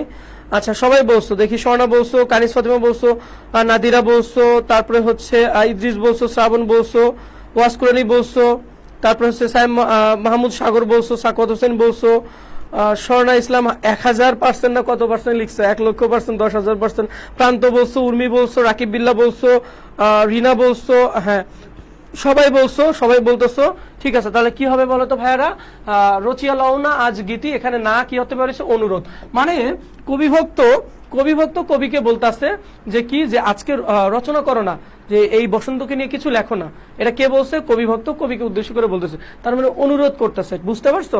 আচ্ছা আমরা সামনের যে এমসিকিউ আছে সেটাতে যাই। এখানে বলছে মাধবী অর্থ কি? খুবই সুন্দর না মাধবী? একটা গান ছিল না যে মাধবী কি যেন, আমার এই মুহূর্তে খেয়াল নাই, মনে পড়লো কেন জানো? তাহলে মাধবী অর্থটা কি? মধুকর, মধুলত, মধু মালতী, কিংবা বাসন্তী ফুল, কিংবা মধুময়। বলো কি হবে, কি হবে? সবাই অ্যান্সার করি। ভাইয়া পিডিএফ দিয়েন। হ্যাঁ শ্রাবণ তুমি আমাদের রয়্যাল এডুকেশনের পেজে থাকো, পেজেও অবশ্যই ক্লাস শেষে, প্রতিটা ক্লাস শেষে কি করা হয়? আপলোড করা হয়। হ্যাঁ তোমাদের হচ্ছে এই ক্লাসের পিডিএফটা আপলোড করা হয়, তুমি পাবা ওখানে। অথবা টেলিগ্রাম আছে আমাদের, টেলিগ্রামে জয়েন হয়ে যাও, এবং টেলিগ্রামে তুমি পরীক্ষাগুলোও দিতে পারবা। আবার কি করতে পারবা বলো তো? আবার হচ্ছে তুমি ওখানে ক্লাসের পিডিএফ গুলো চাইলে পেয়ে যাবা, ওখানে পেয়ে যাবা। আচ্ছা সবাই বলতেছো, সবাই অ্যান্সার করি একটু। যে সাহেব মাহমুদ সাগর 19-এর গ বলছো, তারপরে হচ্ছে আওয়াজ করে নি বলছো, 19-এর ঘ হয়নি ভাইয়া, 19-এর ঘ হয়নি।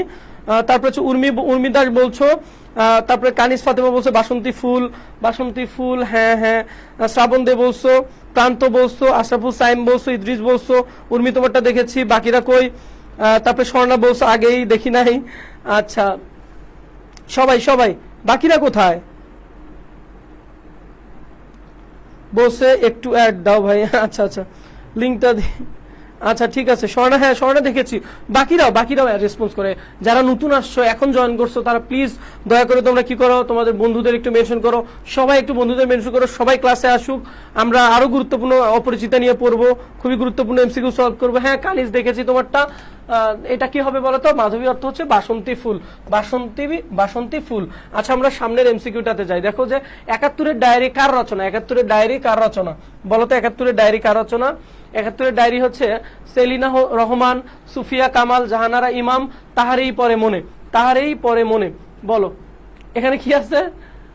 আচ্ছা এটা তাহারই পরে মনে হচ্ছে এটা ভুল আসছে। তোমরা এই তিনটা এমসিকিউ এর মধ্যে একটা তিনটা অপশনের মধ্যে একটা অ্যান্সার দাও যে 71-এর ডায়েরি কার রচনা? সেলিনা রহমান, সুফিয়া কামাল, নাকি জাহানারা ইমাম? তোমরা ইজিলি, আমরা জানি যে আমরা তাহারই পরে মনে পড়তেছি, তার মানে এখানে যেহেতু তাহারই পরে মনে কবিতাটা লিখছে হচ্ছে সুফিয়া কামাল, সুতরাং এই যে 71-এর ডায়েরি এটা কার লেখা হবে? এটা হচ্ছে সুফিয়া কামালে লেখা হবে। কিন্তু এটা দেওয়ার উদ্দেশ্য আছে। অনেকে আমরা ভুল করি যে 71-এর ডায়েরি যদি সুফিয়া কামালের হয়, তাহলে 71-এর দিনগুলো কার? যেটা তোমরা ক্লাস 9-10-এ পড়ে আসছো। ক্লাস 9-10 একটা তোমরা হচ্ছে গদ্য পড়ে আসো নাই যে 71-এর দিনগুলো? বলো তো এটা 71-এর দিনগুলো এটা কে লিখছে বলো? 71-এর দিনগুলো, হ্যাঁ 71-এর দিনগুলো এটা কে লিখছে বলো?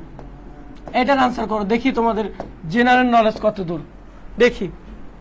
71-এর দিনগুলো কে লিখছে বলো? দেখি। জাহানারা ইমাম, এই তো সোনা ব্রিলিয়ান, হ্যাঁ এই তো সোনা ব্রিলিয়ান, এই তো সাইম মাহমুদ সাগর, এই তো প্রান্ত, এই তো জাহানারা ইমাম, হ্যাঁ জাহানারা ইমাম। সন্ধ্যা রাতে নাদিরা, হ্যাঁ নাদিরা, জাহানারা ইমাম, হ্যাঁ। তারপরে হচ্ছে ইদ্রিস বলছো 71-এর দিনগুলো জাহানারা ইমাম, এই তো জাহানারা ইমাম, হ্যাঁ। ওয়াজ কুরানি বলছো জাহানারা ইমাম। 71-এর দিনগুলো, হ্যাঁ 71-এর দিনগুলো কার লেখা বলো তো? জাহানারা ইমাম। ভাইয়া আবার চলে আসছি। হ্যাঁ মুন্নি, তোমাকে স্বাগত, ক্লাসে থাকো। হ্যাঁ মুন্নি বলছো গ, হ্যাঁ ওটা তো কিসের গ বলছো মুন্নি? কত নাম্বারের গ বলছো? কত নাম্বার এমসিকিউ গ বলছো? আচ্ছা, তাহলে এখানে কি হবে বলতো? এখানে হবে হচ্ছে যে আমরা 71-এর ডায়েরি কার পেয়ে এলাম বলতো? 71-এর ডায়েরি পেলাম সুফিয়া কামাল, কিন্তু 71-এর দিনগুলো কার? 71-এর দিনগুলো হচ্ছে জাহানারা ইমামের। জাহানারা ইমামের একটা পদবি আছে আমরা জানি, ওনাকে কি বলা হয়? শহীদ জননী। শহীদ জননী কেন বলা হয়েছে? যে ওনার ছেলে হচ্ছে মুক্তিযুদ্ধ করেছে আমরা জানি। হ্যাঁ, আমরা ক্লাস 9-10-এ যারা আসলে পড়ে আসছি খুব সুন্দর করে, তারা আসলে খুব সহজে গল্পটা মনে রাখতে পারছি, যে ওখানে হচ্ছে একটা গদ্য আমরা পড়েছিলাম জাহানারা ইমামের 71-এর দিনগুলো, সেখানে তিনি তার ছেলের মুক্তিযুদ্ধে যাওয়ার কথা বলেছেন, তার হৃদয় ভেঙে যাওয়ার কথাও তিনি ওখানে বলেছেন। তোমরা আশা করি তোমরা ওইগুলো পড়ে আসছো, তোমরা জানো। তাহলে জাহানারা ইমাম কি হবে বলতো? জাহানারা ইমাম হচ্ছে 71-এর দিনগুলো, আর 71-এর ডায়েরি হচ্ছে কি? সুফিয়া কামাল। অনেক বেশি কনফিউশন হয় আমাদের এই দুইটা নিয়ে। আজকের পর থেকে কনফিউশন ক্লিয়ার, জিকেতে আসুক, বাংলাতে আসুক, কোথায় আসুক কেউ তোমাকে বলুক, তাহলে এখন থেকে আর এই ধরনের কনফিউশনটা আর হবে না আশা করি। এখন আমরা কি পড়বো বলতো? এখন আমরা অপরিচিতা পড়বো। অপরিচিতা কে লিখছে বলতো?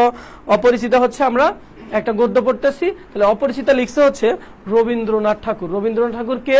রবীন্দ্রনাথ ঠাকুর হচ্ছে আমাদের জাতীয় কবি। অনেকে হচ্ছে রবীন্দ্রনাথ ঠাকুর সম্পর্কে অনেক কিছুই জানো। আমরা তারপরে হচ্ছে কিছুটা আলোচনা করব, তারপরে আমরা এমসিকিউ সলভ পার্টে আমরা যাব। আশা করি তোমরা কি করবা?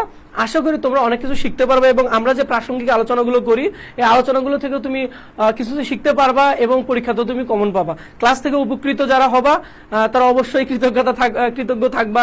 যেমন স্বর্ণা বলতেছে সে পরীক্ষায় কমন পাইছে, সুতরাং তোমরাও থাকো, এই বিশ্বাসটা রাখো, রয়্যাল এডুকেশনের প্রতি বিশ্বাস রাখো, আমাদের পেজের সাথে থাকো, ঠিক আছে? ইনশাআল্লাহ তুমি হচ্ছে বিপদগামী হবা না।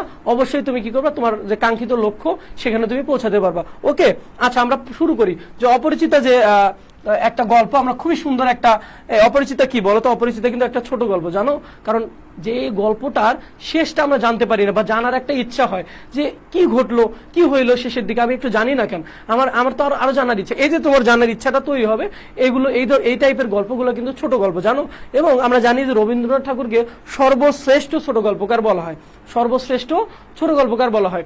তোমাদের বইয়ে প্রায় 95টার মতো আছে যে তিনি 95টার মতো ছোট গল্প রচনা করছেন, কিন্তু কোন রেফারেন্সে 119টার মতো চলে আসছে, বুঝতে পারছো? তাহলে ওনাকে সর্বশ্রেষ্ঠ ছোট গল্পকার বলা হয়। ওইদিকে আমরা না যাই, শুধু আমি বললাম যে অপরিচিতা যেহেতু তোমার তুমি যখন শেষ করছো, গল্পটা পড়ে শেষ করছো, তবুও মনে হয় যে শেষ হয়নি, মনে হয় যে কিছু একটা এন্ডিং বাকি আছে। এই যে বাকি থাকা, এই যে তোমার জানার ইচ্ছা, এইটা হচ্ছে ছোট গল্প, তোমার জানার ইচ্ছাটা জাগবে। আচ্ছা আমরা খেয়াল করি যে এই অপরিচিতা লিখছে কে বলতো? রবীন্দ্রনাথ ঠাকুর। উনি হচ্ছে কি কবি বলতো? বিশ্বকবি। উনি বেশ কয়েকটা দেশের জাতীয় সঙ্গীত রচনা করছে আমরা জানি। বিশ্বকবি, হ্যাঁ বিশ্বকবি। আচ্ছা কি কবি বলতো? উনি হচ্ছে বিশ্বকবি। উনি কয়টা দেশের জাতীয় সঙ্গীত রচনা করছে বলো? উনি বাংলাদেশের জাতীয় সঙ্গীত রচনা করছে, উনি ভারতের জাতীয় সঙ্গীত রচনা করছে, এবং উনি শ্রীলঙ্কার জাতীয় সঙ্গীত রচনা করছে। এখন টি-20 বিশ্বকাপ চলে, ক্রিকেট, আমরা ওই শ্রীলঙ্কা যখন খেলতে নামে তখন ওই গতদিন আমরা বাংলাদেশের সাথে দেখলাম যে ওদের জাতীয় সঙ্গীতটাও একই ধাঁচের, মানে মিউজিকটা বা ওদের যে টোনটা আমরা জানি যেটাকে আমরা সুর বলি বাংলাতে, সেটা প্রায় আমার সোনার বাংলা এই টাইপের। তার মানে এই যে তিনটা দেশের যে জাতীয় সঙ্গীতের রচয়িতা কে বলতো? বিশ্বকবি রবীন্দ্রনাথ ঠাকুর। আচ্ছা এখন আসো, যে জন্ম 7 মে 1861 খ্রিস্টাব্দে তিনি জন্মগ্রহণ করেন। আমরা যদি বাংলাটা বলি তাহলে কি, যে 25শে বৈশাখ 1268 বঙ্গাব্দ তিনি জন্মগ্রহণ করেন। কত? 25শে বৈশাখ 1268 বঙ্গাব্দে। কোথায় জন্মগ্রহণ করেন? কলকাতার বিখ্যাত ঠাকুর পরিবারে তিনি জন্মগ্রহণ করেন। এবং এই ঠাকুর পরিবার ছিল অনেক বড়, অনেক ধনাঢ্য পরিবার, এবং তারা জমিদারি, ইংল্যান্ড সেই সময়টা কি ছিল বলতো? সেই সময়টা ইংরেজদের শাসন ছিল, এবং ইংল্যান্ডের কাছ থেকে তারা জমিদারি কিনে নিত, বা ওই খাজনার বিনিময়ে, এবং সেই জমিদারি তারা দেখাশোনা করতো। তার মানে অনেক সম্ভ্রান্ত ছিল, অনেক ধনী ছিল। আচ্ছা খেয়াল করো, যে জন্মস্থান কোথায়? কলকাতায় তিনি জন্মগ্রহণ করেন, জোড়াসাঁকোর বিখ্যাত ঠাকুর পরিবারে তিনি জন্মগ্রহণটা করেন। আচ্ছা এই ঠাকুর পরিবারের তিনি চতুর্দশ, মানে এক কথায় 14তম সন্তান ছিলেন, এবং অষ্টম হচ্ছে পুত্র ছিলেন মনে হয়। আচ্ছা হ্যাঁ এইটাই। তারপরে দেখো যে পিতার নাম কি? পিতার নাম হচ্ছে দেবেন্দ্রনাথ ঠাকুর। পিতার নাম কি বলতো? দেবেন্দ্রনাথ ঠাকুর। এবং মাতার নাম হচ্ছে সারদা দেবী। এবং তার থেকে গুরুত্বপূর্ণ যেটা পরীক্ষায় বারবার আসে, যে তোমার এই রবীন্দ্রনাথ ঠাকুরের পিতামহ মানে কি বলতো? পিতামহ মানে হচ্ছে দাদা। পিতামহ মানে কি বলতো? দাদা। তাহলে দাদার নাম কি? দাদার নাম হচ্ছে প্রিন্স দ্বারকানাথ ঠাকুর। কি নাম বলতো দাদার নাম? দাদার নাম হচ্ছে প্রিন্স দ্বারকানাথ ঠাকুর আমরা মোটামুটি জেনে ফেলেছি, আরো সামনের দিকে আমরা যাই। খেয়াল করো যে প্রথম প্রকাশিত কাব্যগ্রন্থ আমরা জানি যে রবীন্দ্রনাথ ঠাকুর প্রথম যে প্রকাশিত কাব্যগ্রন্থ বনফুল, এটা তিনি কত বছর বয়সে লিখছে বলতো? মাত্র 15 বছর বয়সে লিখছে বনফুল। মাত্র 15 বছর বয়সে তিনি আসলে লেখালেখি করতো, মাত্র 15 বছর বয়সে। আচ্ছা, মাত্র কত বছর বয়সে বলতো? 15 বছর বয়সে তিনি লেখালেখিটা করছে। রবীন্দ্রনাথ ঠাকুর রচিত প্রথম ছোট গল্প কি বলতো? ভিখারিনী। তিনি আমি একটু আগেই বললাম যে রবীন্দ্রনাথ ঠাকুরকে কি বলা হয়? সর্বশ্রেষ্ঠ ছোট গল্পকার বলা হয়। তাহলে উনি যে প্রথম ছোট গল্পটা লিখছে সেটা হচ্ছে কি? ভিখারিনী। সর্বশেষ লিখিত গল্পের নাম, এই গল্পের নাম কি বলতো? মুসলমানির গল্প। সর্বশেষ তিনি যেটা লিখেছেন সেটা হচ্ছে কি গল্প বলতো? মুসলমানির গল্প। দেখো, ছোট গল্পের সংখ্যা তোমাদের বই আছে 95, যদি 95 থাকে 95 অ্যান্সার তোমরা করবা। 119টা হচ্ছে যখন বড় হবা, বড় বড় রেফারেন্স পড়বা, তখন দেখবা যে কি আছে, যে ছোট গল্পের সংখ্যা হচ্ছে 119টা। তাহলে এখানে তোমাদের বইয়ে কি আছে? 95টা, সুতরাং 95টা তোমরা দাগাবা। ওকে, কাব্যগ্রন্থ যদি দেখি যে রবীন্দ্রনাথ ঠাকুর যেহেতু বিশ্বকবি, সুতরাং ওনার লেখার কিংবা রচনার ভান্ডারটা অনেক বেশি সমৃদ্ধ আমরা জানি। আচ্ছা, তাহলে ওনার যে কাব্যগ্রন্থগুলো আছে এগুলো আমরা দেখি যে মানসী, সোনার তরী, চিত্রা, খনিকা, গীতাঞ্জলি, বলাকা, জন্মদিনের শেষ লেখা। তাহলে এই গীতাঞ্জলি তিনি কততে লিখেছিলেন বলতো? 1911-তে লিখেছিলেন, এবং 1911-তে লিখেছিলেন, এবং এই গীতাঞ্জলির জন্য 1913 সালে তিনি কি পেয়েছিলেন বলতো? 1913 সালে তিনি সাহিত্যে নোবেল পুরস্কার পেয়েছিলেন আমরা জানি। আচ্ছা, তাহলে এই কাব্যগ্রন্থগুলো কি কি আমি আরেকবার বলি যে মানসী, সোনার তরী, চিত্রা, খনিকা, বলাকা, গীতাঞ্জলি, জন্মদিনের শেষ লেখা। তাহলে শেষ লেখা নিয়ে অনেক সময় এমসিকিউ আসে যে শেষ লেখা রবীন্দ্রনাথ ঠাকুরের কি ধরনের রচনা, কি ধরনের? শেষ লেখা হচ্ছে একটা কাব্যগ্রন্থ। ঠিক আছে, আমরা কিন্তু এমসিকিউ পাবো। খেয়াল করো যে উপন্যাসগুলো কি কি? শেষের কবিতা, গোরা, ঘরে বাইরে, চোখের বালি। তাহলে এই কয়েকটা কি বলতো?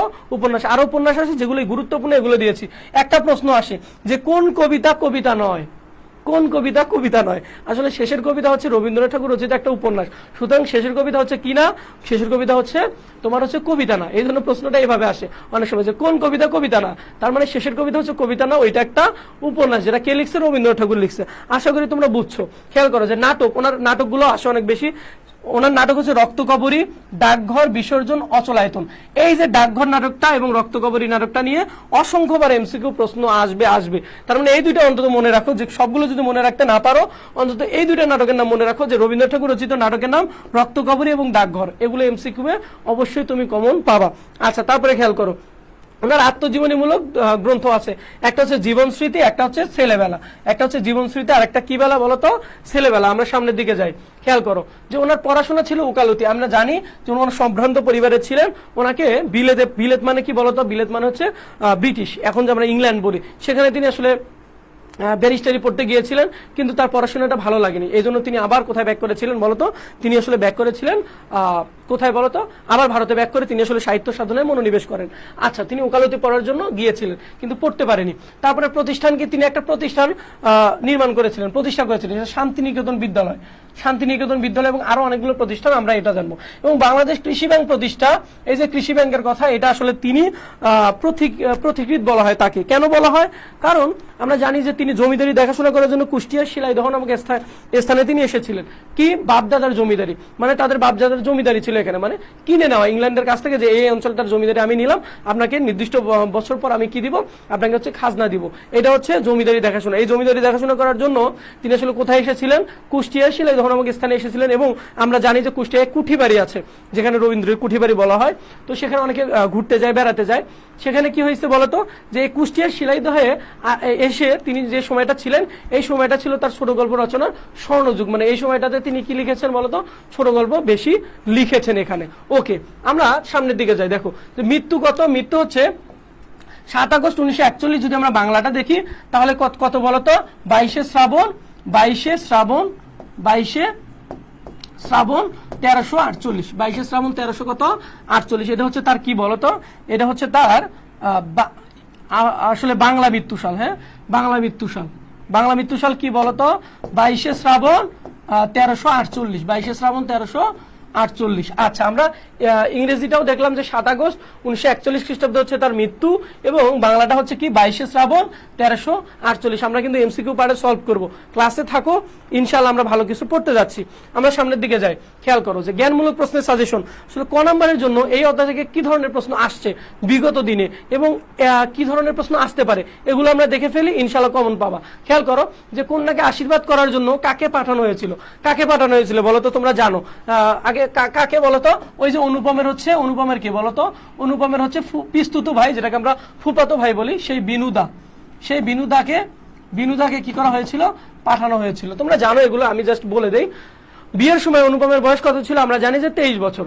অপরিচিত গল্পে কাকে গজাননের ছোট ভাই বলা হয়েছে? গজানন মানে কি বলতো? গজানন মানে কি? গজাননের ছোট ভাই বলা হয়েছে হচ্ছে কাকে? অনুপমকে বলা হয়েছে গজাননের ছোট ভাই। গজানন মানে হচ্ছে গজ আনন্দার। গজ মানে হচ্ছে কি বলতো? গজ মানে হচ্ছে হাতি। গজ মানে কি বলতো? গজ মানে হচ্ছে হাতি। কি বলতো? গজ মানে হচ্ছে হাতি। তাহলে গজ আনন্দার, আনন্দ মানে হচ্ছে সিংহাসন। যে আমরা জানি যে প্রত্যেকটা দেবদেবীর হচ্ছে কি আছে বলতো? হিন্দুদের প্রত্যেকটা দেবদেবীর আসন আছে, সিংহাসন আছে। যেমন আমরা বলি যে সরস্বতী দেবীর সিংহাসন কি হচ্ছে, আমরা জানি যে ওই পদ্মফুল মনে হয়। তারপরে হচ্ছে দুর্গা সিংহাসন কিংবা কালী দেবীর সিংহাসন কি। তো এ ধরনের আসলে কি আছে, যেমন ময়ূর আছে। আমরা জানি যে এই গজাননের বনেরই আরেকটা কি যেন নাম, ওনার হচ্ছে কি আবার ময়ূর সিংহাসন। তো এক একজনের সিংহাসন, এখন এটাকে বলা হচ্ছে কি বলতো? আনন। আনন মানে হচ্ছে সিংহাসন। তাহলে গজানন মানে হচ্ছে, এখানে গজানন বলতে বোঝানো হয়েছে গণেশকে। গণেশকে বলতো দেবী দুর্গার দুইটা পুত্র। দেবী দুর্গার কয়টা পুত্র? দুইটা পুত্র। একটা হচ্ছে গজানন বা গণেশ, আর একটা হচ্ছে কার্তিক। আরেকটা কে বলতো? কার্তিক। আচ্ছা, এখন এখানে ওই ছোট ভাইকে বোঝানো হয়েছে, ঠিক আছে? এখানে কি বোঝানো হয়েছে? ছোট ভাইকে বোঝানো হয়েছে, দেবী দুর্গার ছোট পুত্রকে বোঝানো হয়েছে। যে তিনি বলছে গজাননের ছোট ভাইটি। গজাননের কি ভাইটি বলতো? ছোট ভাইটি। ওকে, তারপরে খেয়াল করো, অপরিচিত গল্পে মামা অনুপমের থেকে কত বছরের বড়? ওখানে বলা আছে স্পষ্ট গল্পের মধ্যে যে বছর 6, তাই না? বছর 6, তার মানে 6 বছরের বড়। তারপরে খেয়াল করো, অনুপমের পিস্তুত ভাইয়ের নাম কি? ওই যে একটু আগে বললাম যে পিস্তুত ভাই কি নাম? বিনুদা হচ্ছে পিস্তুত ভাই, যেটাকে আমরা বলি হচ্ছে ফুফাতো ভাই। তারপরে খেয়াল করো যে অপরিচিত গল্পে কন্যাকে কি দিয়ে আশীর্বাদ করেছিল? কি দিয়ে বলতো? ইয়ারিং দিয়ে কি করা হয়েছিল? আশীর্বাদ করা হয়েছিল। ইয়ারিং দিয়ে আশীর্বাদ করা হয়েছিল। তারপরে খেয়াল করো, অপরিচিত গল্পটি প্রথম প্রকাশিত হয় কোথায় বলতো? প্রথম প্রকাশিত হয় তোমরা জানো, হ্যাঁ? আমরা সামনের দিকে খেয়াল করি, আমরা সামনের দিকে যাই। দেখো যে বিবাহ ভাঙার পর কল্যাণী কোন ব্রত গ্রহণ করেছিলেন? আমরা জানি যে তিনি একটা ব্রত গ্রহণ করেছিলেন, নারী শিক্ষার ব্রত, যেন তিনি আর বিয়ে করতে চাননি। তারপরে খেয়াল করা যে প্রদোষ শব্দের অর্থ কি? কল্যাণীর বাবার নাম কি? শম্ভুনাথ সেন। আমরা যে জ্ঞানমূলক প্রশ্নগুলো দেখলাম, এগুলোর বাইরে প্রশ্ন আসবে না। এগুলো পড়তে গিয়ে আমরা অনেকগুলো প্রাসঙ্গিক আলোচনা করে ফেলেছি। আশা করি ক নম্বরে যে প্রশ্নগুলো আসবে তোমরা আর ভুল করবা না। আমরা ঘ নম্বরে যাই, খেয়াল করো, আমরা অনুধাবনমূলক প্রশ্নের সাজেশনে যাই। যে অন্নপূর্ণার কোলে গজাননের ছোট ভাইটি ব্যাখ্যা করো। এই যে একটু আগে আমি বললাম অনেকগুলো কথা, এগুলো তোমরা কি করবা? ব্যাখ্যা করে দিবা। তাহলে কি হবে? যে অন্নপূর্ণার কোলে, অন্নপূর্ণা বলতে এখানে কাকে বোঝানো হয়েছে? দেবী দুর্গা। অন্নপূর্ণা বলতে কে বলতো? দেবী দুর্গা। অন্নপূর্ণা কে বলতো? দেবী দুর্গা। তাহলে অন্নপূর্ণার কোলে গজাননের ছোট ভাইটি ব্যাখ্যা করো, উক্তিরা ব্যাখ্যা করো। এটা খ নম্বরে অনেক বেশি আসছে এবং আসবে তোমাদের পরীক্ষায়। তারপরে খেয়াল করো, মেয়ের বাপের খবরটাই তাহার কাছে গুরুতর। কার কাছে? এই যে কথাটা, এটা হচ্ছে মামার কাছে। মানে তিনি আসলে মেয়ে দেখবে না, তিনি মেয়ের বাবাকে দেখবে যে তার বাবার আসলে ধন সম্পদ আছে কিনা। তারপরে খেয়াল করো যে কন্যার পিতা মাত্রই স্বীকার করিবেন আমি সৎপাত্র। কেন? এখানে অনুপম নিজেই বলতেছে যে আমি আসলে কি করি না, তামাক সেবন করি না, ধূমপান করি না, একটা পানও খাই না, সুতরাং আমি সৎপাত্র। কন্যার বাবা এটা স্বীকার করতে বাধ্য। তারপরে খেয়াল করো, তারপরে কি আছে দেখো, আমার ভাগ্যে প্রজাপতির সঙ্গে পঞ্চস্বরের কোনো বিরোধ নেই, বাক্যটির তাৎপর্য লেখো। তাহলে এটা একটা খুবই গুরুত্বপূর্ণ, অনেকবার আসছে এবং তোমাদের পরীক্ষায় আসবে। খেয়াল করো, অপরিচিত গল্পের অনুপম, মামা এবং কল্যাণী চরিত্রই ব্যাখ্যা করো। আমি তিনটাই চরিত্রই তোমাকে দিছি, কারণ খ নম্বরে অনেক বেশি আসে যে অপরিচিত গল্পের কল্যাণী চরিত্রের ভূমিকা, কিংবা অপরিচিত গল্পের মামার চরিত্রের হচ্ছে ভূমিকাটা ব্যাখ্যা করো, কিংবা অপরিচিত গল্পের অনুপমের ব্যক্তিত্বহীনতার কারণ কিংবা অনুপমের চরিত্রটি ব্যাখ্যা করো। তাহলে এই যে এক প্রশ্নে আমি কয়টা দিয়েছি? তোমাকে 3টা দিয়েছি। তাহলে এই যে তুমি মামার এখানে ভূমিকাটা কি, অনুপমের ভূমিকাটা কি, কিংবা কল্যাণীর চরিত্রটা প্রতিবাদী চরিত্র, মামার হচ্ছে একটু লোভী টাইপের, আবার অনুপমের হচ্ছে ব্যক্তিত্বহীনতা কিংবা হীনমন্যতা, এই যে ব্যাপারগুলো, এই চরিত্রগুলো তুমি সুন্দর করে ব্যাখ্যা করে দিতে পারবা। তাহলে আশা করি ক এবং আমরা খ নাম্বারের কি করলাম, অনুধাবনমূলক প্রশ্নের সাজেশন তোমাকে দিলাম। এর বাইরে প্রশ্ন আসবে না ভাইয়া, এর বাইরে আসবে না। তোমাকে খুব ছোট করে আমি একটা সাজেশন দিয়েছি, এগুলো যদি পড়ো তুমি ইনশাআল্লাহ পরীক্ষায় তুমি কমন পাবা। তারপরে খেয়াল করো, আমরা গ এবং ঘয়ের জন্য আমি কি করব, দেখবো যে প্রয়োগ এবং উচ্চতর দক্ষতা প্রশ্নের সাজেশন, যে প্রশ্নগুলো বারবার আসছে, যে প্রশ্নগুলো আসলে তোমাকে লিখতে বলা হয়, সেগুলো আমরা খেয়াল করি। যে যৌতুক প্রথা নিয়ে দেখো, যে যৌতুক প্রথা নিয়ে সাদৃশ্যের দিক বা নির্মম পরিহাস, মানে যৌতুক দিতে গিয়ে অনেক পরিবার সর্বশান্ত হয়, যৌতুক দিতে গিয়ে আসলে অনেক পরিবার কি হয়, রাস্তায় বসে যায়। তাহলে এই যে নির্মম পরিহাস কিংবা হচ্ছে যৌতুক প্রথার যে সাদৃশ্যের দিকটা, আমরা জানি যে আমাদের এই অপরিচিত গল্পটা মূলত কি বলতো, একটা যৌতুক প্রথা নিয়ে মূলত, এবং এখানে মূলত একটু ব্যতিক্রমী ভাবে রবীন্দ্রনাথ ঠাকুর আলোচনা করছে। যে আমরা কি জানি যে সাধারণত যে মেয়েরা বা হচ্ছে মেয়ের পরিবার বা কনে পক্ষকে অনেক বেশি দমে থাকতে হয়, যে ছেলে পক্ষে আইসা যদি দুইটা মাইরাও দেয় তবু হচ্ছে কিছু বলে না মেয়ে পরিবার। কেন বলে না, যে না যদি বিয়ের আসরে যদি বিয়েটা ভেঙে যায় তাহলে আমার মেয়ের তো বিয়ে হবে না। এটা আমরা চিন্তা করি, এই জন্য আমরা মেয়ে পক্ষরা কি করি, দুইটা কথা বললো আমরা চুপ করে থাকি। কিন্তু এখানে কি হয়েছে বলতো, এখানে এটা হয় না, এটা এখানে ব্যতিক্রমী চরিত্র। যে তিনি আসলে ভাবে নাই যে বিয়ের আসরে যদি আমার মেয়ের বিয়ে ভেঙে যায় তাহলে আদৌ আমার মেয়ের বিয়ে হবে কি হবে না, তিনি এটা ভাবেনি। তিনি মূলত কি ভাবছে, যে যেখানে আসলে আমার বিশ্বাস নাই যে আমি কতটুকু স্বর্ণ দিলাম, কতটুকু আসলে দিব, এটাই যাদের বিশ্বাস নাই, যারা আসলে বিয়ের আসরে বিয়ের দিনেই তারা আসলে পরীক্ষা করে নিয়ে যাবে কতটুকু আমি দিলাম, এই বিশ্বাসটুকু যারা করতে পারে না, সেই বাড়িতে আমি আসলে আমার মেয়েকে বিয়ে দিব না, আমি আসলে ওখানে আসলে বিয়ে দিতে চাচ্ছিও না। তাহলে এই যে যৌতুক তিনি কিন্তু দিতে চাইছিলেন, কিন্তু কেন দিলেন না, শুধু ব্যক্তিত্বহীনতা কিংবা অনুপমের ব্যক্তিত্বহীনতা এবং মামার লোভ, এই সব ব্যাপারে তিনি আসলে দিলেন না। কিন্তু তিনি কিন্তু ভাবেন নাই যে আমার মেয়ের বিয়ে হবে কি হবে না। তাহলে যৌতুক প্রথার বিরুদ্ধে গিয়ে এই যে একটা জাগরণ, নারী জাগরণ এবং পুরুষ কণ্ঠে যে একটা যৌতুকের বিরুদ্ধে কথা, এই যে ব্যাপারটা এখানে মূলত মূল সারমর্ম তোমাকে এটা বোঝাচ্ছে, বুঝতে পারছো? আচ্ছা, তাহলে এই যে যৌতুক প্রথার সাদৃশ্যের দিকটা আসতে পারে, তারপরে বৈসাদৃশ্যের দিকটাও আসতে পারে। যেমন কি হয়েছে বলতো, বিয়েটা ভেঙে দেওয়া হয়েছে এবং এটা কন্যার পিতা নিজেই দিছে, ফমুনাথ সেন, আমরা জানি। তারপরে খেয়াল করো যে অপরিচিত গল্পের মূল ভাব এবং সামগ্রিকতা আলোচনা করে, মানে অপরিচিত গল্পের মূল ভাবটা কি, আমি তো একটু আগেই বললাম মূল ভাবটা কি। আচ্ছা, তারপরে কি, যে নারী জাগরণের দিকটি, নারী জাগরণ কি, যে আমরা জানি যে নারীরা কি, যে তিনি আসলে নিজে শিক্ষার ব্রতে আসলে গ্রহণ করেছিলেন, কল্যাণী নিজে হচ্ছে শপথ করেছিলেন যে তিনি কি করবেন না, আর কখনো বিয়ে করবেন না, তিনি আসলে কি করবেন, নারী শিক্ষার কাজে কাজ করবেন, এবং যৌতুক প্রথার বিরুদ্ধে তিনি আসলে গিয়ে আসলে বিয়ে করতে রাজি হননি, বুঝতে পারছো? আশা করি এই যে নারী জাগরণের দিকটা কিংবা হচ্ছে এই যৌতুক প্রথা, এই গল্পের যে মূলভাব, আশা করি তোমরা বুঝতে পারছো। বলো তোমরা ক্লাসে যারা আছো সবাই বলবা যে ভাইয়ের কথাগুলো বুঝতে পারছো কিনা, ভাইয়ের কথাগুলো বুঝতে পারছো কিনা একটু বলো সবাই। আচ্ছা, সবাই সবাই সবাই সবাই বুঝতে পারছো কিনা একটু বলো, সবাই ভাইয়ের কথাগুলো একটু বুঝতে পারছো কিনা বলো। আমি অনেক ফাস্ট বলছি মনে হয়, তোমরা একটু বুঝতে পারছো কিনা সবাই একটু কমেন্টে জানাও। হ্যাঁ, আমরা এমসিকিউ পার্টে যাব, আমরা এমসিকিউ খুবই গুরুত্বপূর্ণ এমসিকিউ গুলো সলভ করে ফেলবো, খুবই গুরুত্বপূর্ণ এমসিকিউ যেগুলো বারবার আসছে। উর্মি দাস বলেছো বুঝেছি, শ্রাবণ বলেছে ক্লিয়ার ভাইয়া, নাদিরা বলছে অল ক্লিয়ার ভাইয়া, ইদ্রিস বলছে আলহামদুলিল্লাহ বুঝছি ভাইয়া। হ্যাঁ, তারপরে আর কে বলো সবাই। আয়েশা হোসেন, জি বুঝছি। হ্যাঁ আয়েশা, ক্লাসে স্বাগত তোমাকে, প্রথম দেখলাম। তুমি একটু বন্ধুদের মেনশন করো, ভিডিওটা তোমার টাইমলাইনে শেয়ার করো, সব বন্ধুরা দেখুক। তারপরে সায়েম মাহমুদ সাগর বলছো একটা সেন্টি দিছো, আমার হচ্ছে ওকে দিছো। আচ্ছা, কানিজ ফাতিমা বলছো বুঝেছি। তানিশা ইসলাম তামিমা, আচ্ছা তোমাকে ক্লাসে প্রথম দেখলাম তামিমা, তুমি একটু হচ্ছে ভিডিওটা তোমার টাইমলাইনে শেয়ার করো এবং বন্ধুদের একটু মেনশন করো। এমএসটি মুন্নি আক্তার, আলহামদুলিল্লাহ ক্লিয়ার ভাইয়া। রিনা বলছে আলহামদুলিল্লাহ ভাইয়া, বুঝতে পারছি। হ্যাঁ, সবাই বুঝছো, আমি আশা করি তোমরা অনেক বেশি মেধাবী, তোমাদের মাথারও অনেক বেশি শার্প, তোমরা অল্প কথা বললেই তোমরা বুঝে ফেলো। হ্যাঁ, আমি জানি তোমরা সবাই। তারপরে কে বলছো, ওয়াসকরণী বলছো যে আলহামদুলিল্লাহ ক্লিয়ার। হ্যাঁ, কেমন আছেন ভাইয়া? সুব্রত, হ্যাঁ সুব্রত, তোমার স্পেলিংটা এত বড়। আচ্ছা, তুমি বলছো কেমন আছেন ভাইয়া? আলহামদুলিল্লাহ ভাইয়া। সুব্রত, আমি ভালো আছি, তুমি কেমন আছো? একটু ভিডিওটা একটু শেয়ার করো ভাইয়া, একটু শেয়ার করো, বন্ধুদের একটু মেনশন করো, সবাই আসুক ক্লাসে, সবাই আসুক। ক্লাস জমে ক্ষীর হয় যখন কি হবে, অনেক বেশি পার্টিসিপেন্ট হবে। আচ্ছা সবাই, আমরা খুবই গুরুত্বপূর্ণ এমসিকিউ গুলো সলভ করতে যাচ্ছি ইনশাআল্লাহ, যেগুলো পরীক্ষায় কম বারবার আসছে এবং আসবে, বারবার আসবে, ঠিক আছে? আচ্ছা সবাই, আমরা আজকের যে অপরিচিত গল্পের যে সৃজনশীল সেখানে আমরা যাই, দেখো খেয়াল করো, সেখানে আমরা যাই, খেয়াল করো।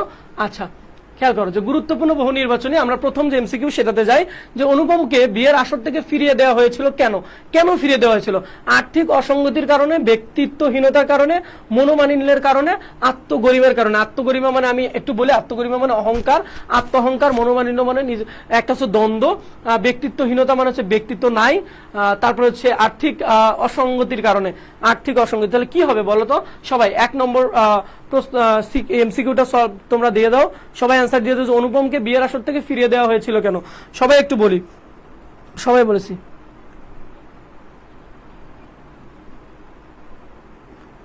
প্রোফাইল নেম আচ্ছা আইডি কানিস ফাতেমা বলছে 1 খ ব্যক্তিত্বহীনতার কারণে নাদিরা বলছো 1 খ ইদ্রিস বলছো 1 খ মুন্নি বলছো 1 খ সাইম মাহমুদ সাগর বলছো খ ওয়াসকুরানি বলছো স্বর্ণা বলছো 1 বি শ্রাবণ দে বলছো আয়েশা বলছো তারপর উর্মি বলছো তানিশা তামিমা বলছো হ্যাঁ সবাই একটু বলে ফেলি ভাইয়া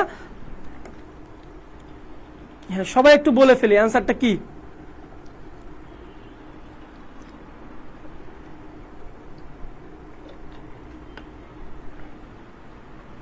আচ্ছা সবার অ্যান্সার পাইছি তামিমা হ্যাঁ তামিমা যারা নতুন জয়েন করছো তারা একটু বন্ধুদের ভিডিওটা একটু শেয়ার করে দাও একটু মেনশন করো এই কমেন্ট বক্সে মেনশন করো সবাই ক্লাসে আসুক হ্যাঁ আমরা খুবই গুরুত্বপূর্ণ এমসিকিউ গুলো সলভ করতেছি খুবই গুরুত্বপূর্ণ আচ্ছা তাহলে সবাই অ্যান্সার করছো তাহলে কি হবে বলতো যে অনুপমকে বিয়ের আসর থেকে ফিরিয়ে দেওয়া হয়েছিল কেন কেন বলতো ব্যক্তিত্বহীনতার কারণে কারণ অনুপমের ব্যক্তিত্ব ছিল না আসলে নিজের পার্সোনালিটি ছিল না সে সবকিছুতে কার উপরে ডিপেন্ডেন্ট ছিল তার যে মামা তার উপরে ডিপেন্ডেন্ট ছিল তাকে বলা হয়েছিল যে বাবা কি বলো তুমি কি বলো যে তুমি কি গহনাগুলো এখনই চেক করতে বলো সে আসলে কোনো কথা বলে নাই মানে সে আসলে কি সে সবকিছু আসলে মামার উপরে চাপাই দিয়েছে তার মানে তার ব্যক্তিত্ব বলতে কিছু নাই তার নিজের পার্সোনালিটি ছিল না বুঝতে পারছো আশা করি তোমরা বুঝছো যে অনুপমকে বিয়ের আসর থেকে ফিরিয়ে দেওয়া হয়েছিল কারণ তার ব্যক্তিত্বটা ছিল না আমরা সামনের এমসিকিউটাতে দেখি যে অনুপমের মতে কন্যার পিতামাত্রই কোনটি স্বীকার করবেন মানে অনুপম নিজে অনুধাবন করলেন যে কি বলতো যে কন্যার পিতা কি স্বীকার করবেন বলতো অনুপম রুচিবান অনুপম রূপবান অনুপম সৎপাত্র অনুপম ব্যক্তিত্ব সম্পন্ন কোনটা স্বীকার করবেন ওনার অনুপমের মতে যে কন্যার পিতা হচ্ছে কোনটা স্বীকার করবেন বলতো বলো সবাই কে বলছো রেহেতু দাস এই তো রেহেতু দাস ক্লাসে জয়েন করছো স্বাগত তোমাকে ভাইয়া ক্লাসে সবাইকে একটু মেনশন করো আচ্ছা তারপরে 2 গ ফাতিমা বলছো 2 গ অনুপম সৎপাত্র এই তো হয়েছে ফাতিমা অপদার্থ ছেলে 2 গ নাদিরা বলছো 2 গ মুন্নি বলছো গ উর্মি বলছো সাইম মাহমুদ সাগর বলছো রিনা বলছো রিনা আগেরটাই বলছো ইদ্রিস বলছো তারপরে স্বর্ণা বলছো হ্যাঁ তারপরে তামিমা বলছো রেহেতু বলছো তারপরে হ্যাঁ মুন্নি বলছো রিনা বলছো আয়েশা বলছো সবাই অ্যান্সার করবো একদম দ্রুত ফটাফট অ্যান্সার করে ফেলবে একদম ভাইয়ার আগে বলবা ভাইয়া বলার আগে তোমরা অ্যান্সার করে ফেলবা আচ্ছা তারপরে সুব্রত বলছো 2 গ হ্যাঁ 2 গ হবে তাহলে অনুপমের মতে কন্যার পিতামাত্রই কোনটি স্বীকার করবে যে অনুপম যে সৎপাত্র সেটা আসলে স্বীকার করবে কারণ অনুপম মনে করে যে আমি যেহেতু সিগারেট খাই না আমি যেহেতু কি করি না আমি যেহেতু পান খাই না তার মানে আমি আমার বাজে নেশা নাই তার মানে আমি ভালো পাত্র হিসাবে সেটা আসলে বলতেছে আমরা সামনের এমসিকিউটা দেখি যে মন্দ নয় হে খাঁটি সোনা বটে এই যে কথাটা এই উক্তিটা কার এই যে কথাটা বলছে কাকে বলছে বলতো আমি বলি অনুপমকে বলছে যে মন্দ নয় হে খাঁটি সোনা বটে অনুপমকে বলা হয়েছে এই কথাটা কে বলছে বলতো বিনুদা বলছে হরিশ বলছে মামা বলছে নাকি ঘটক বলছে কার এই উক্তিটা আসলে কার সবাই বলতো কার কারেন্ট নাই এমবিও শেষ আহা স্বর্ণা আহা কারেন্টটা আসুক দোয়া করি কারেন্ট আসুক ইদ্রিস তামাক খায় না এই তো তামাক মানে বিড়ি সিগারেট আচ্ছা কানিস বলছে 3 ক হ্যাঁ তারপর হচ্ছে হ্যাঁ সবাই অ্যান্সার করি 3 খ বলছো মুন্নি হয়নি মুন্নি হয়নি অপদার্থ কি জানো ওয়াশ করে নি হ্যাঁ ঠিক আছে উর্মি বলছো ঠিক আছে বিনু দাদার হ্যাঁ তারপরে রেহেতু দাস বলছো হ্যাঁ তারপরে তামিমা বলছো ইদ্রিস বলছো আয়েশা বলছো রিনা বলছো 3 গ না বাবা রিনা একটু খেয়াল করবা রিনা একটু মনোযোগী হবা একটু খেয়াল করবা একটু তুমি পারো আমি জানি যে তুমি পারো যে মন্দ নয় হে খাঁটি সোনা বটে উক্তিটি কার উক্তিটি হচ্ছে বিনু দাদা যখন কি করলো বলো বিনু দাদা বলছে কথাটা যে মন্দ নয় হে খাঁটি সোনা বটে উক্তিটা হচ্ছে অনুপমকে বলছে হচ্ছে বিনু দাদা এখন বলো যে মেয়ে যদি বলো তবে উক্তিটি কার বলো তো মেয়ে যদি বলো তবে মেয়ের কথা, মানে এখন অনুপম বিয়ে করতে চাচ্ছে, এখন ভালো মেয়ে দরকার, এখন বলতেছে যে একজন বলতেছে যে মেয়ে যদি বলো তবে, তবে একটা কথা আছে। আচ্ছা, অনুপমের এই উক্তিটা অনুপমের, শম্ভুনাথের, হরিশের না মামার, এই উক্তিটা কে করেছিল বলতো? উক্তিটা কে করেছিল? 3 ক। আচ্ছা 3 না, আমরা তো 4 করতেছি ভাই, আমরা 4 করতেছি। মেয়ে যদি বলো তবে উক্তিটি কার? অনুপমের, শম্ভুনাথের, হরিশের, মামার। কার বলতো? উর্মিদাস বলছে হ্যাঁ 4। সন্ধ্যারাতের তারা, হ্যাঁ নাদিরা বলছো 4 গ। হ্যাঁ নাদিরা তোমারটা হয়েছে। তারপরে হচ্ছে ফাতিমা বলছো, উর্মি বলছো, মুন্নি বলছো, সাইম মাহমুদ সাগর বলছো, তারপরে বলছো হচ্ছে ইদ্রিস বলছো, রেহেতু দাস বলেছো, ইদ্রিস বলেছো, তামিমা বলেছো, ওয়াসকরণী বলছো, আয়েশা বলছো 3 জানি না। আচ্ছা আমরা 4 করতেছি আয়েশা, আমরা 4 করতেছি ভাইয়া, তুমি একটু 4 নাম্বারটার অ্যান্সার করে ফেলো। উর্মি বলছো, আমি দেখছি। রিনা বলছো 4 গ, এই তো রিনা, সুন্দর। সুব্রত বলছো 4 হচ্ছে গ। হ্যাঁ হচ্ছে খুবই গুরুত্ব। মেয়ে যদি বলো তবে একটা খাসা মেয়ে আছে, হ্যাঁ খাসা মেয়ে মানে সুন্দর মেয়ে আছে। আচ্ছা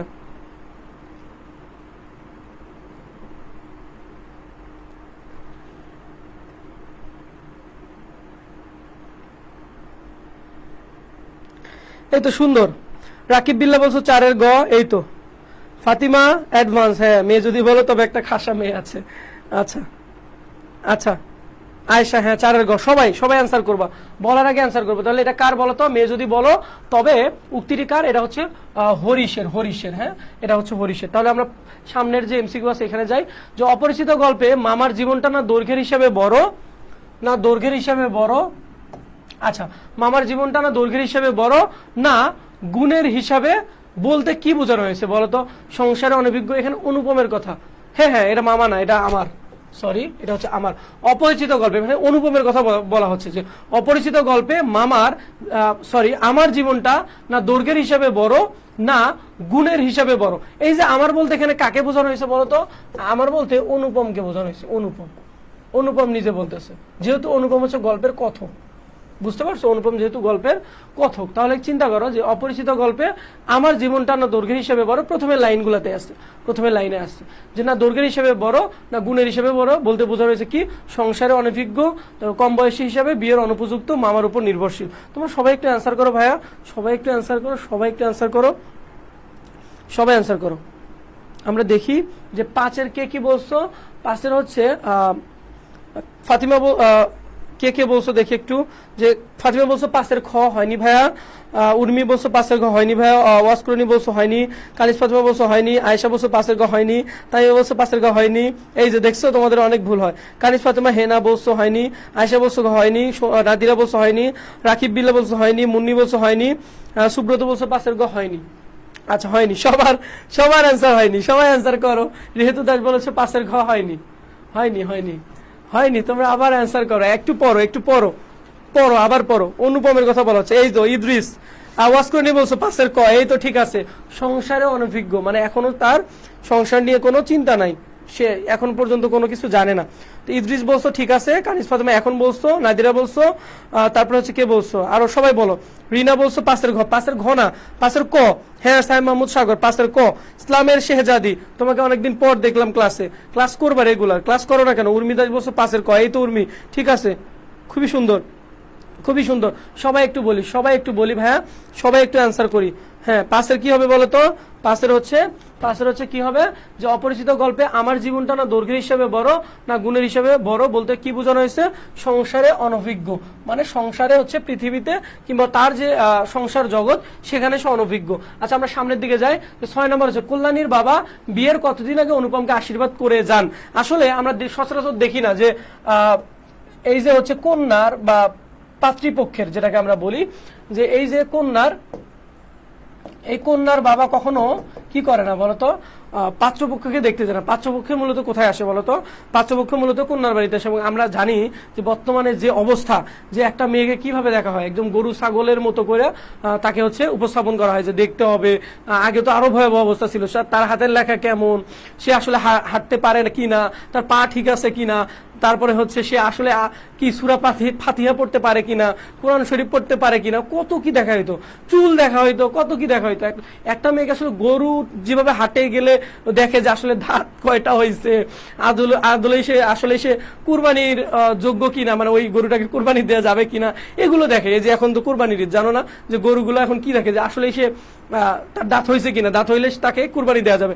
কত ভাবে আসলে মেয়েদের আসলে হ্যারাসমেন্টের শিকার হইতে হয়। এই বিয়ের সময়টা আসলে অন্যরকম, আমরা জানি। তাহলে কি বলতো, এখানে কি হবে, যে এখানে এক্সেপশনাল ঘটনা ঘটছে, যে মেয়ের বাবাই কাকে কাকে দেখতে আসছে বলতো, এই অনুপমকে দেখতে আসছে, এবং সেটা বিয়ের কতদিন আগে, ঠিক বলো বলো, সবাই অ্যান্সার করি, সবাই অ্যান্সার করি,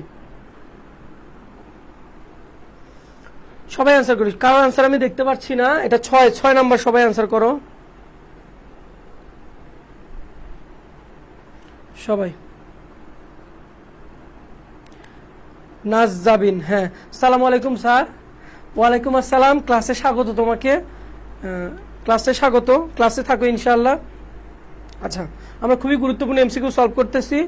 হ্যাঁ, সবাই অ্যান্সার করি। কই তোমার অ্যান্সার দেখতে পাচ্ছি না, তোমাদের অ্যান্সার কই, বলো সবাই, সবাই সবাই।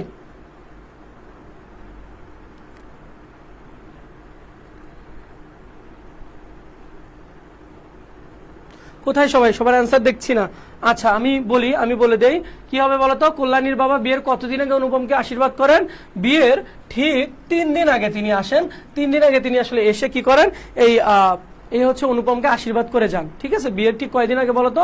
3 দিন আগে। এখানে ব্যতিক্রম ঘটনাকে আমি বললাম যে আমরা সচরাচর দেখি যে মেয়েকে দেখতে যায় বরের বাড়ি থেকে, আর এখানে উল্টা হয়েছে কি, যে মেয়ের বাবাই কোথায় আসে বলতো, এই অনুপমকে দেখতে আসে, এবং সেটাও কবে, বিয়ের মাত্র 3 দিন আগে দেখেই তিনি কি করেন, আশীর্বাদ করে যান যে ঠিক আছে আমরা বিয়ে দিব। আচ্ছা, আমরা সামনের এমসিকিউ যাই। আচ্ছা, অপরিচিত গল্পে বিয়ের অনুষ্ঠানে কল্যাণীর গয়না মাপার মধ্য দিয়ে অনুষ্ঠানে কন্যার গয়না মাপার মধ্য দিয়ে কি প্রকাশ পেয়েছে? এই যে কথা, যে অপরিচিত গল্পে বিয়ের অনুষ্ঠানে কন্যার গয়না মাপার মধ্য দিয়ে কি প্রকাশ পেয়েছে? চতুরতা, হীনমন্যতা, সচেতনতা, দায়িত্ব পরায়ণতা। এটা কি হবে বলো তো ভাইয়ারা? সবাই অ্যান্সার করি, বলো কি হবে, বলো। এই এমসিকিউটার অ্যান্সার সবাই করে ফেলি, যে 7 নম্বরটা এমসিকিউ সবাই অ্যান্সার করি, বলো তো। অপরিচিত গল্পে বিয়ের অনুষ্ঠানে কন্যার গহনা মাপার বা গয়না মাপার মধ্য দিয়ে কি প্রকাশ পেয়েছে বলতো? চতুরতা, হীনমন্যতা, সচেতনতা, দায়িত্ব পরায়ণতা। বলো কি হবে সবাই, সবাই একটু অ্যান্সার করি, সবাই অ্যান্সার করি। হায় হায়, আমি অ্যান্সারগুলো দেখি না। হ্যাঁ, এখন দেখতে পারছি।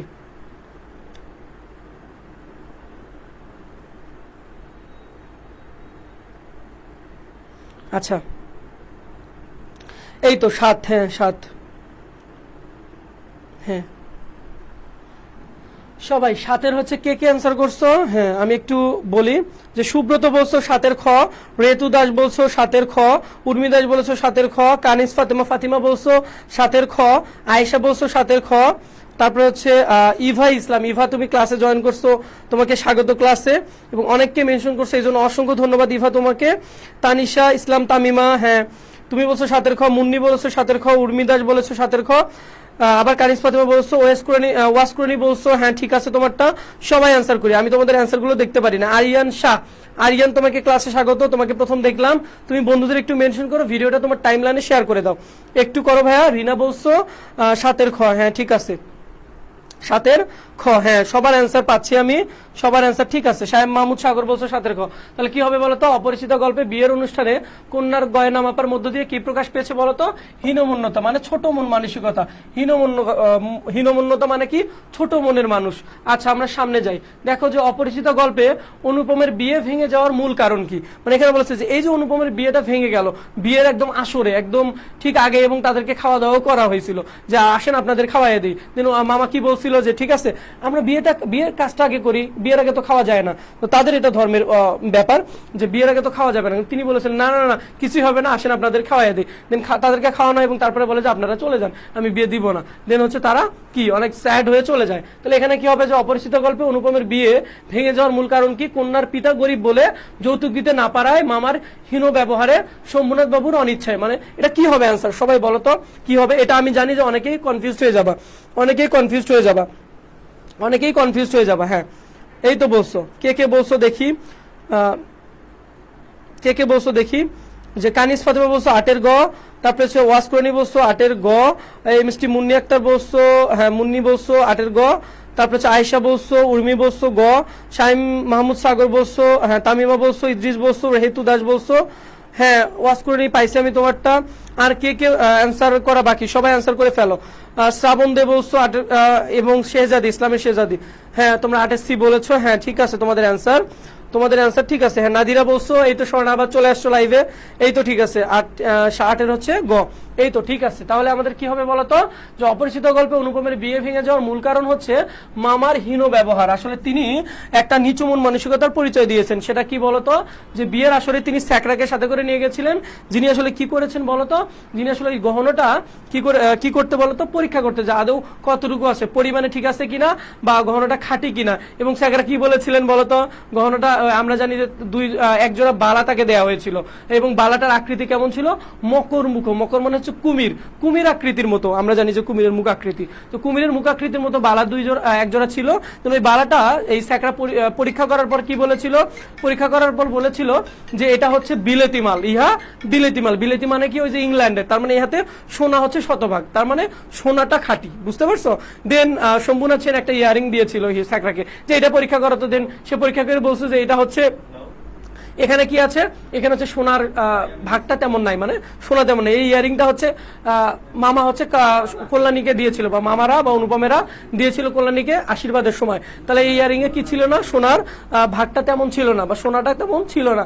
তার মানে এটা এখানে কাকে অপমান করছে বলতো, মামাকে বা অপমান করা হয়েছে। ওকে, তাহলে আমরা অপরিচিত গল্পে অনুপমের বিয়ে ভেঙে যাওয়ার মূল কারণ যেটা ছিল সেটা হচ্ছে মামার হীনমন্যতা, যিনি আসলে বা হীন ব্যবহার, যিনি আসলে ওই বিয়ের আসলে তিনি আসলে স্যাকরাকে সাথে করে নিয়ে এসেছিলেন এই গহনাটা পরীক্ষা করার জন্য। আচ্ছা দেখো, রবীন্দ্রনাথ ঠাকুর কুষ্টিয়ার শিলাইদহ, আমি বলেছিলাম যে কুষ্টিয়ার শিলাইদহে বসবাস করেছিলেন। কেন তিনি আসলে কুষ্টিয়ার শিলাইদহে এসেছিলেন, আমরা জানি যে রবীন্দ্র কুঠিবাড়ি হচ্ছে কুষ্টিয়ায় এখনো।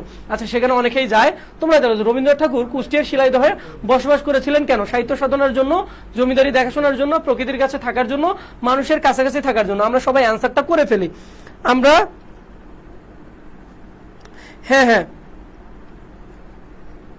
হ্যাঁ, বিলেতি মাল মামার দেয়া, হ্যাঁ হ্যাঁ হ্যাঁ ঠিক আছে, ওয়াজ করে নি, ধন্যবাদ, ঠিক আছে।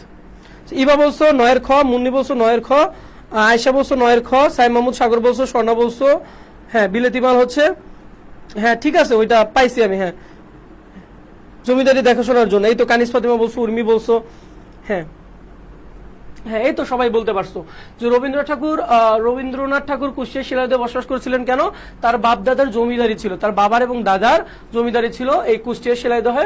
তারা কি করার জন্য বলতো, জমিদারি দেখাশোনা করার জন্য। আচ্ছা আমরা সামনের এমসিকিউটাতে যাই।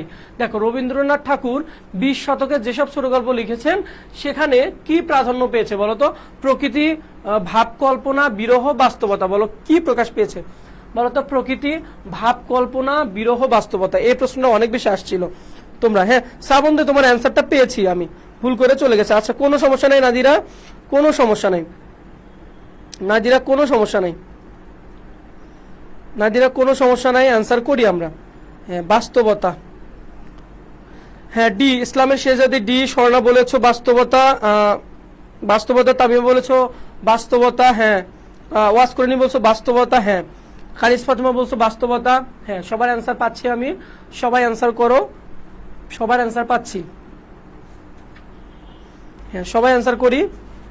আরিয়ান হেনা আরিয়ান, হ্যাঁ আরিয়ান শাহ বলছো, তারপর হচ্ছে ইদ্রিস বলছো, আয়েশা বলছো 10 ঘ, হ্যাঁ হ্যাঁ ঠিক আছে। রিনা বলছো, নাদিরা বলছো, সবাই অ্যান্সার করবা। উর্মি বলছো, হ্যাঁ সবাই অ্যান্সার করবা, ভুল হলে আবার করবা, ভুল হলে আবার করবা। তাহলে এখানে কি হবে বলতো, রবীন্দ্রনাথ ঠাকুর 20 শতকে যেসব ছোটগল্প লিখেছেন সেখানে কি প্রাধান্য পেয়েছে, বাস্তবতা। এই অন্যতম একটা বা রচনা হচ্ছে কোনটা বলতো, এই হচ্ছে অপরিচিত একটা হচ্ছে অন্যতম। আচ্ছা আমরা সামনের স্লাইডে যাই। দেখো অনুপমের থেকে তার মামা কত বছরের বড় বলতো, একটু আগে আমি বলছিলাম না কত বছরের বড় বলতো, 2 বছরের, 3 বছরের, 4 বছরের, 6 বছরের। বলো অনুপমের থেকে তার মামা কত বছরের বড়, সবাই অ্যান্সারটা করে ফেলি। 6 বছর। ইভা ইসলাম 6 বছর, এই তো ইভা অনেক ফাস্ট, ইভা অনেক ফাস্ট, ইভা সবাই। হ্যাঁ কানিস ফাতিমা হেনা 10 11 ঘ, হ্যাঁ এই তো স্বর্ণা এই তো বলছো, তারপরে নাদিরা বলছো, উর্মি বলছো, তামিমা বলছো, সাইম মাহমুদ সাগর বলছো, আয়েশা বলছো, ইদ্রিস বলছো, তারপরে ওয়াসকরণী বলছো, রিনা বলছো, তারপরে সুব্রত বলছো, হ্যাঁ কানিস ফাতেমা বলছো হচ্ছে মামা বছর 6 বড়, উর্মি বলছো, তামিমা বলছো, এই তো সবাই, সবার অ্যান্সার হচ্ছে। আরিয়ান বলছো 4, হ্যাঁ 4 মানে হচ্ছে 4, 4 বলতে কি বোঝাচ্ছ আরিয়ান? 4 বলতে হচ্ছে 4 নম্বর অপশন নাকি 4 বছর বয়স, কোনটা বোঝাচ্ছ ভাইয়া? ডিনা বলছো 11 ঘ। হ্যাঁ এই তো সবাই পারো, সবাই পারো, এই তো সবাই। ইসলামের, আচ্ছা ইসলামের শেহজাদি ভাই আমার অ্যান্সার বলেন না, আমি বলি তোমার অ্যান্সারটা আসলে অবশ্যই বলবো, আমার কাছে একটু লেটে হয়তো আসে। আচ্ছা অবশ্যই বলবো, অ্যান্সার করো শেহজাদি, অ্যান্সার করো, আমি অবশ্যই বলবো, অবশ্যই বলবো। বছর ছয়েক, এই তো চানগোর চাকমা, কি জানো তোমার নামটা? হ্যাঁ শানগোর। আচ্ছা সে বলছে হচ্ছে কে 6 বছর 6, এই তো বছর 6 মানে 6 বছর, ওকে বছর 6 আনুমানিক। আচ্ছা আমরা তারপরে এমসিকিউ যাই যে অনুপম নিতান্তই ভালো মানুষ, কেন নিতান্ত ভালো মানুষ বলতো? ধূমপানের অভ্যাস না থাকায় ভালো মানুষ হওয়ার কোনো ঝঞ্ঝাট নাই বলে মন্দ লোকের সাথে না মেশায় ভালো বংশে জন্মগ্রহণ করে। এখানে কি হবে? ধূমপানের অভ্যাস না থাকে। তাহলে অনুপম নিতান্তই ভালো মানুষ কেন? ধূমপানের অভ্যাস না থাকে। আমরা সামনের এমসিকিউটাতে যাই। অনুপমের বন্ধুর নাম কি বলতো? হিরণ, হরিশ, নরেশ, পরেশ। বলতো 13 নম্বর এমসিকিউটা তোমরা সলভ করো। 12 নম্বর ইজি ছিল, আমি বলেছি। 13 নম্বর তোমরা সলভ করো। ইভা হচ্ছে 12, হ্যাঁ 13 নম্বরটা বলো ইভা। 12 সবাই বলেই ফেলছো, হ্যাঁ সবাই, হ্যাঁ 13 নম্বরটা বলে ফেলি, 13 নম্বর এমসিকিউটা বলে ফেলি। ইভা ইসলাম, হরিশ, এই তো ইভা, ঠিক আছে ফার্স্ট ইভা। তামিমা বলছো হ্যাঁ 13 না তো, হ্যাঁ আমি 13 বলতেছি, 13 বলতেছি, হ্যাঁ সবাই, হ্যাঁ ওয়াজ করে নি।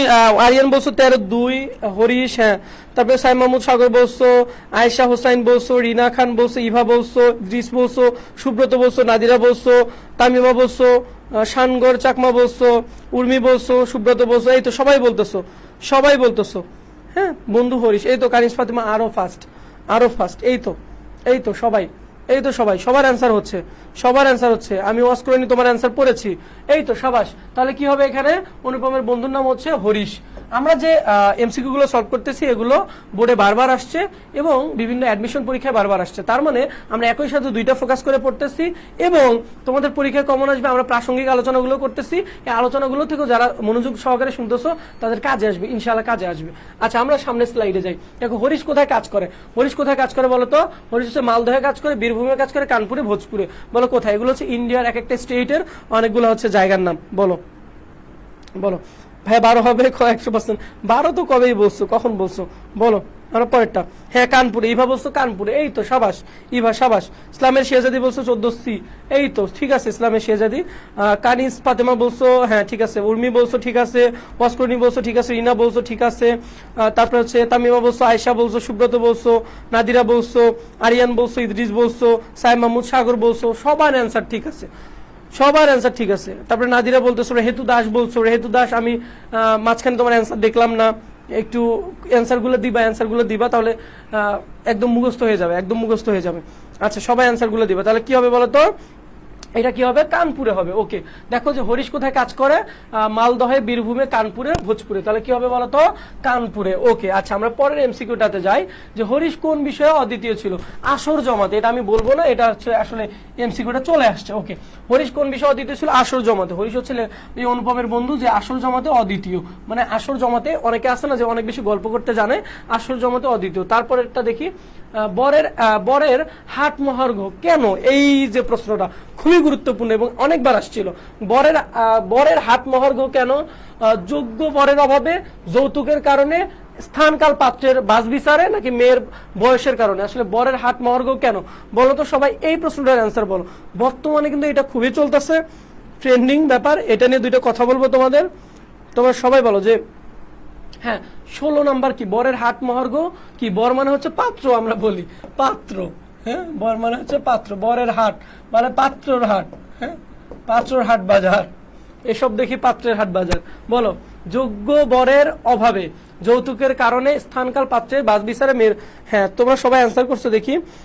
কানিস প্রথমে বলছো 14 খ হয়নি, ওয়াসকরণী বলছো 16 ক, আচ্ছা হ্যাঁ 16, হ্যাঁ কানিস ফাতেমা 16 বলছো। অবাদত্ত ছেলে মানে হচ্ছে ওয়াসকরণী বলছো 16 ক, হ্যাঁ হয়েছে ভাই। উর্মি দাস বলছো ঠিক আছে, ইদ্রিস বলছো ঠিক আছে, কানিস ফাতেমা হয়নি, সাইমা মুসাগর হয়নি, আয়েশা খাতুন একটু চেষ্টা করো ভাইয়া, তামিমা বলছো হয়নি, ওয়াজ করিনি তোমারটা হয়েছে, নাস জাবিন তোমারটা কি লিখছো তুমি, যৌতুকের কারণে না, যৌতুকের কারণে না। আচ্ছা এখানে তারপরে কি সন্ধ্যা রাতের তারা, হ্যাঁ 16 এই তো নাদিরা তোমারটা হয়েছে, নাদিরা তোমার নাম মুখস্থ হয়ে গেছে, দেখো তুমি অ্যান্সার করার জন্য তোমার নাম মুখস্থ হয়ে গেছে আমার, ঠিক আছে। দেখো যে কি হচ্ছে, শানগড় চাকমা বলছো মহার্ঘ অর্থ কি, মহার্ঘ আমি বলতেছি, সুব্রত হচ্ছে 16, সুব্রত কি বলছো 16 খ, আরিয়ান বলছো 16 1, হ্যাঁ 16 1 হবে, তাহলে সবাই অ্যান্সার করে ফেলি, সবাই অ্যান্সার করে, হেতু দাস বলছো হ্যাঁ ঠিক আছে। তাহলে এখানে কি হবে বলো তো, হাট মহার্ঘ বলতে যে মহার্ঘ অর্থ হচ্ছে তোমার কি, যে হাট মহার্ঘ বলতে যে বর পাওয়াটাই কঠিন, পাওয়াটা কঠিন, হাট মহার্ঘ মানে কি যোগ্য বরের অভাব, যোগ্য বরের অভাব। তা আমাদের সোসাইটিতেও কি বলতো, আমাদের সোসাইটিতেও একটা মানদণ্ড দাঁড় করাইছে যে বর তো অনেকেই আছে, এই তো বর মানে যারা ছেলে আর কি, কিন্তু স্ট্যান্ডার্ড একটা আছে যে ওই ছেলের এটা থাকতে হবে, ছেলের এটা করতে হবে, ছেলের মানে এগুলো যদি না থাকে বা ছেলের যদি একটা ভালো জব না থাকে, তাহলে আমি আমার মেয়ের নিরাপত্তা কোথায় পাবো, তাহলে কি যোগ্য বর সবাই কি খোঁজে বলতো, নিরাপত্তাটা খোঁজে, যে পরবর্তী জীবনের নিরাপত্তা, এই নিরাপত্তাটা আসলে যার কাছে পায় সে দেখতে কেমন হোক সেই হচ্ছে যোগ্য বর। তাহলে এখানে কি যে বরের হাট মহার্ঘ মানে হচ্ছে যে যোগ্য বরের অভাবটা, তাহলে যোগ্য বরের অভাব এখানে হবে অ্যান্সার, বুঝতে পারছো, যোগ্য বরের অভাব, যোগ্য বরের অভাব, আশা করি তোমরা বুঝতে পারছো। আচ্ছা আমরা সামনের এমসিকিউটাতে যাই, কি হবে দেখো, কলিকাতার বাইরে নাকি বাকি পৃথিবীটাকে মামা কিসের অন্তর্গত বলে মনে করে বলতো, যে কলিকাতার বাইরে বাকি পৃথিবীটাকে মামা কিসের অন্তর্গত বলে মনে করে, কারণ মামা আসলে শুধু কলকাতার মধ্যেই থাকছে, কলিকাতার মধ্যে থাকছে, এর বাইরে তিনি আসলে কখনো যাওয়ার সুযোগ পায় নাই। তো এখানে একটা আছে যে আন্দামান দ্বীপ, লঙ্কা দ্বীপ, সুবর্ণ দ্বীপ, নিঝুম দ্বীপ, তিনি আসলে কলিকাতার বাইরে যতদূর পর্যন্ত গেছে ওইটুকু পর্যন্ত তার যে পৃথিবী দেখার যে সীমাবদ্ধতা ওইটার মধ্যে আবদ্ধ করে রাখছে, বুঝতে পারছো। আচ্ছা তোমরা বলো যে অ্যান্সারটা কি হবে, অ্যান্সারটা কি হবে, হ্যাঁ সাহেব মাহমুদ সাগর বলছো তার জন্য বুড়ো জামাই পায়, এই তো হ্যাঁ তার জন্যই বুড়ো জামাই পায়, ঠিক আছে। কারণ তোমরা যারা আসছো কি করবা, তোমরা যারা মানে অনেক বেশি স্টাবলিশ হইতে হইতে তোমাদের বয়স হয়ে যাবে, তখন তোমরা কি করবা, তখন তোমরা বিয়ের যোগ্য হবা, তার মানে যোগ্য হবা, তখন কি হবে, তখন তোমার বয়স হয়ে যাবে, এটাই এটাই, এই জন্য তুমি হচ্ছে বুড়া হবা।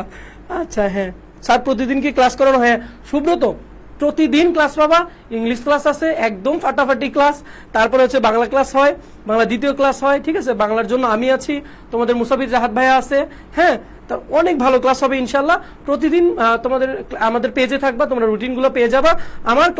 আমার ক্লাস হচ্ছে প্রতি শনি, সোম এবং বুধ, কয়টায়, ঠিক হচ্ছে বিকাল 5টায় তোমরা ক্লাসে জয়েন করবে ইনশাল্লাহ। আমরা যে এমসিকিউ যে ভীতি, তোমরা অনেকেই সিকিউ নিয়ে অনেক প্রবলেমে থাকো যে কি ধরনের সিকিউ গুলো আসবে, কিভাবে লিখবো ভাইয়া, এমসিকিউ নিয়ে প্রবলেমে থাকো যে এমসিকিউ আমাদের হচ্ছে বাংলা ফার্স্ট পেপারে হয় না বেশি ভাইয়া, 22টা হয় 20টা হয়, তো এগুলো আর হবে না, এমসিকিউ এর মধ্যে 27 28টা পাবো, অন্য সাবজেক্টের মধ্যে বাংলাতেও তোমরা 27 থেকে 28টা পাবো, আমরা অনেক বেশি বহুপদীগুলো সলভ করার চেষ্টা করি। আচ্ছা আমরা সবাই অ্যান্সার করি দেখি, 17 ক, হ্যাঁ আন্দামান দ্বীপ, সবাই অ্যান্সার করছো দেখি, সবাই শঙ্কর চাকমা, নাজ জাবিন, তারপরে উর্মি দাস, রেহেতু দাস, আয়েশা হচ্ছে বলছো হচ্ছে আয়েশা বলছো কি আন্দামান দ্বীপ, তারপরে সুব্রত বলছো, তারপরে সাহেব মাহমুদ সাগর বলছো বৃষ্টি রারি, এ বৃষ্টি তোমাকে অনেক সময় পরে দেখলাম, বৃষ্টি ক্লাসে স্বাগত তোমাকে। তো ফিক বলছো মামার কি টাকা ছিল না, আসলেই টাকা নেই মামার। আচ্ছা তারপরে রাজশ্রী সাহা বলছো 17 ক, স্যার মামা কি বিয়ে করেছিল উক্ত গল্পে, না না মামার কথা আমরা জানি না আসলে বিয়ে করছে কিনা, হ্যাঁ অবশ্যই বিয়ে করেছিল, অসংখ্য ধন্যবাদ স্যার। আচ্ছা সুব্রত ঠিক আছে, আচ্ছা আচ্ছা আমরা গল্পে পাইনি যে মামা বিয়ে করেছিল কি করেনি, এটা গল্পে পাইনি, আমরা গল্পে জানি যে তিনি তার বিয়ের কথাই উল্লেখ নেই, মানে তিনি গল্প কি করেনি বলতো, তিনি হচ্ছে বিয়ে করেনি।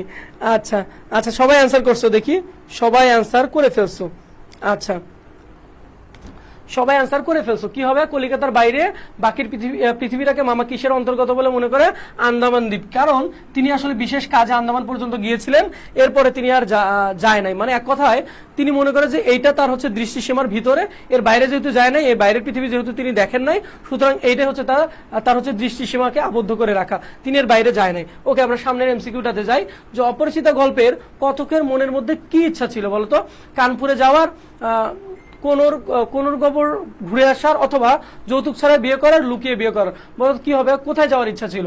অপরিচিত গল্পের কথকের, কথক বলতে এখানে অনুপমে মূলত কথক। তাহলে বলো তো যে কোথায় যাওয়ার? কানপুরে যাওয়ার, কোনর বগর যে ঘুরে আসার, কিংবা হচ্ছে যৌতুক ছাড়াই বিয়ে করার, নাকি লুকিয়ে বিয়ে করার? লুকিয়ে বিয়ে করার। অনেকেই লুকিয়ে বিয়ে করার ইচ্ছা করতেছো, এখন এসব করবা না, সামনে পরীক্ষা। আচ্ছা, মামা চিরকুমার ছিল মনে হয়।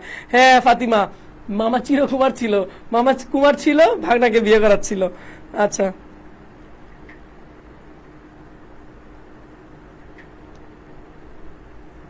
হ্যাঁ সবাই একটু অ্যান্সার করি। আচ্ছা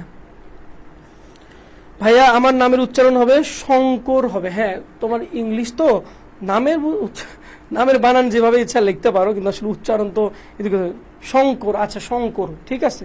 আচ্ছা শঙ্কর, হ্যাঁ ঠিক আছে। নাদিরা বলছো, বৃষ্টি বলছো 19-এর সি, বৃষ্টি হয়নি। ক বলছো কারা? যারা ক বলছো, 18 নাম্বারটা, 19 আমরা বলি নাই, 18 বলছি। যে অপরিচিত গল্পের কথকের মধ্যে কি ইচ্ছা ছিল বলতো? কানপুরে যাওয়ার। এটা হচ্ছে রাইট অ্যান্সার, কানপুরে যাওয়ার, এটা হচ্ছে রাইট অ্যান্সার। কি হবে বলতো? অপরিচিত গল্পের কথকের মনের মধ্যে কি ইচ্ছা ছিল বলতো? কানপুরে যাওয়ার। সবাই আমরা অ্যান্সার করি, আমরা সামনেরটাতে যাই। দেখো, বিনুদার ভাষাটা কেমন? বিনুদার ভাষাটা কেমন বলতো? বড় নিরস, অত্যন্ত আর্ট, নিতান্ত সাদামাটা, চলনসই। বলতো কেমন ছিল? বিনু দাদার ভাষাটা কেমন ছিল? ভাষাটা কেমন ছিল? আচ্ছা, এটা অনেক বেশি পরীক্ষা আসছে। মেয়ে অর্থাৎ কল্যাণীকে দেখতে যাওয়ার ইচ্ছা ছিল, কিন্তু সাহস হয়নি। আর কল্যাণীর বাড়ি কানপুর, তাই ক হবে। হ্যাঁ এই তো ইভা, ব্রিলিয়ান্ট। হ্যাঁ ব্রিলিয়ান্ট ইভা, সুন্দর। আচ্ছা 19 কে বলছো একটু দেখি। রাজশ্রী সাহা, ক্লাসে স্বাগত তোমাকে, অনেক পরে আসলা ক্লাসে থাকবা, জয়েন করবা, বন্ধুদের মেনশন করবা। উর্মি দাস লিখছো কি? উর্মি দাস লিখছো 19-এর খ। হ্যাঁ অত্যন্ত আর্ট। হ্যাঁ ইদ্রিস বলছো, ইভা বলছো, অপদার্থ ছেলে তোমার জন্য নাম, হ্যাঁ ওয়াশ করনি। তারপরে হচ্ছে কানিস ফাতিমা বলছো অত্যন্ত আর্ট। সুব্রত বলছো, বৃষ্টি রানী বলছো, তারপরে হচ্ছে শঙ্কর বলছো 19-এর ঘ। শঙ্কর হয়নি তোমারটা, একটু চেষ্টা করো, রাইট আনসার করার চেষ্টা করো, ইনশাল্লাহ পারবা। তুমি পারবা, তোমার আছে, তোমার সেই ক্যালিভারটা আছে, তুমি পারবা। তারপরে দেখো তো কি, স্বর্ণা বলছো, আবার কারেন্ট চলে গেল। আহা স্বর্ণা, আহারে। আচ্ছা কোনো সমস্যা নেই স্বর্ণা, পরে দেখে নিতে পারবা। আরিয়ান বলছো 19-এর 3, 19-এর 3 না ভাইয়া, 19-এর 3 না। রিনা বলছো 19-এর খ, এই তো 19-এর খ। স্বর্ণা বলছো 19-এর বি, এই তো স্বর্ণা, ব্রিলিয়ান্ট। আচ্ছা খেয়াল করো, বিনোদাদার ভাষা কেমন? বিনোদার ভাষা হচ্ছে অত্যন্ত আর্ট। তবে যদি বলে বর্ণনার ভাষা কেমন, বর্ণনার ভাষা হচ্ছে কিন্তু সংকীর্ণ। যেহেতু উনি আর্ট করে কথা বলে, মানে একটু উপমা ইউজ করে, কিংবা অনেকগুলো কথা খুব সংক্ষিপ্ত ভাবে বলা, এটাকে বলে আর্ট করে কথা বলা।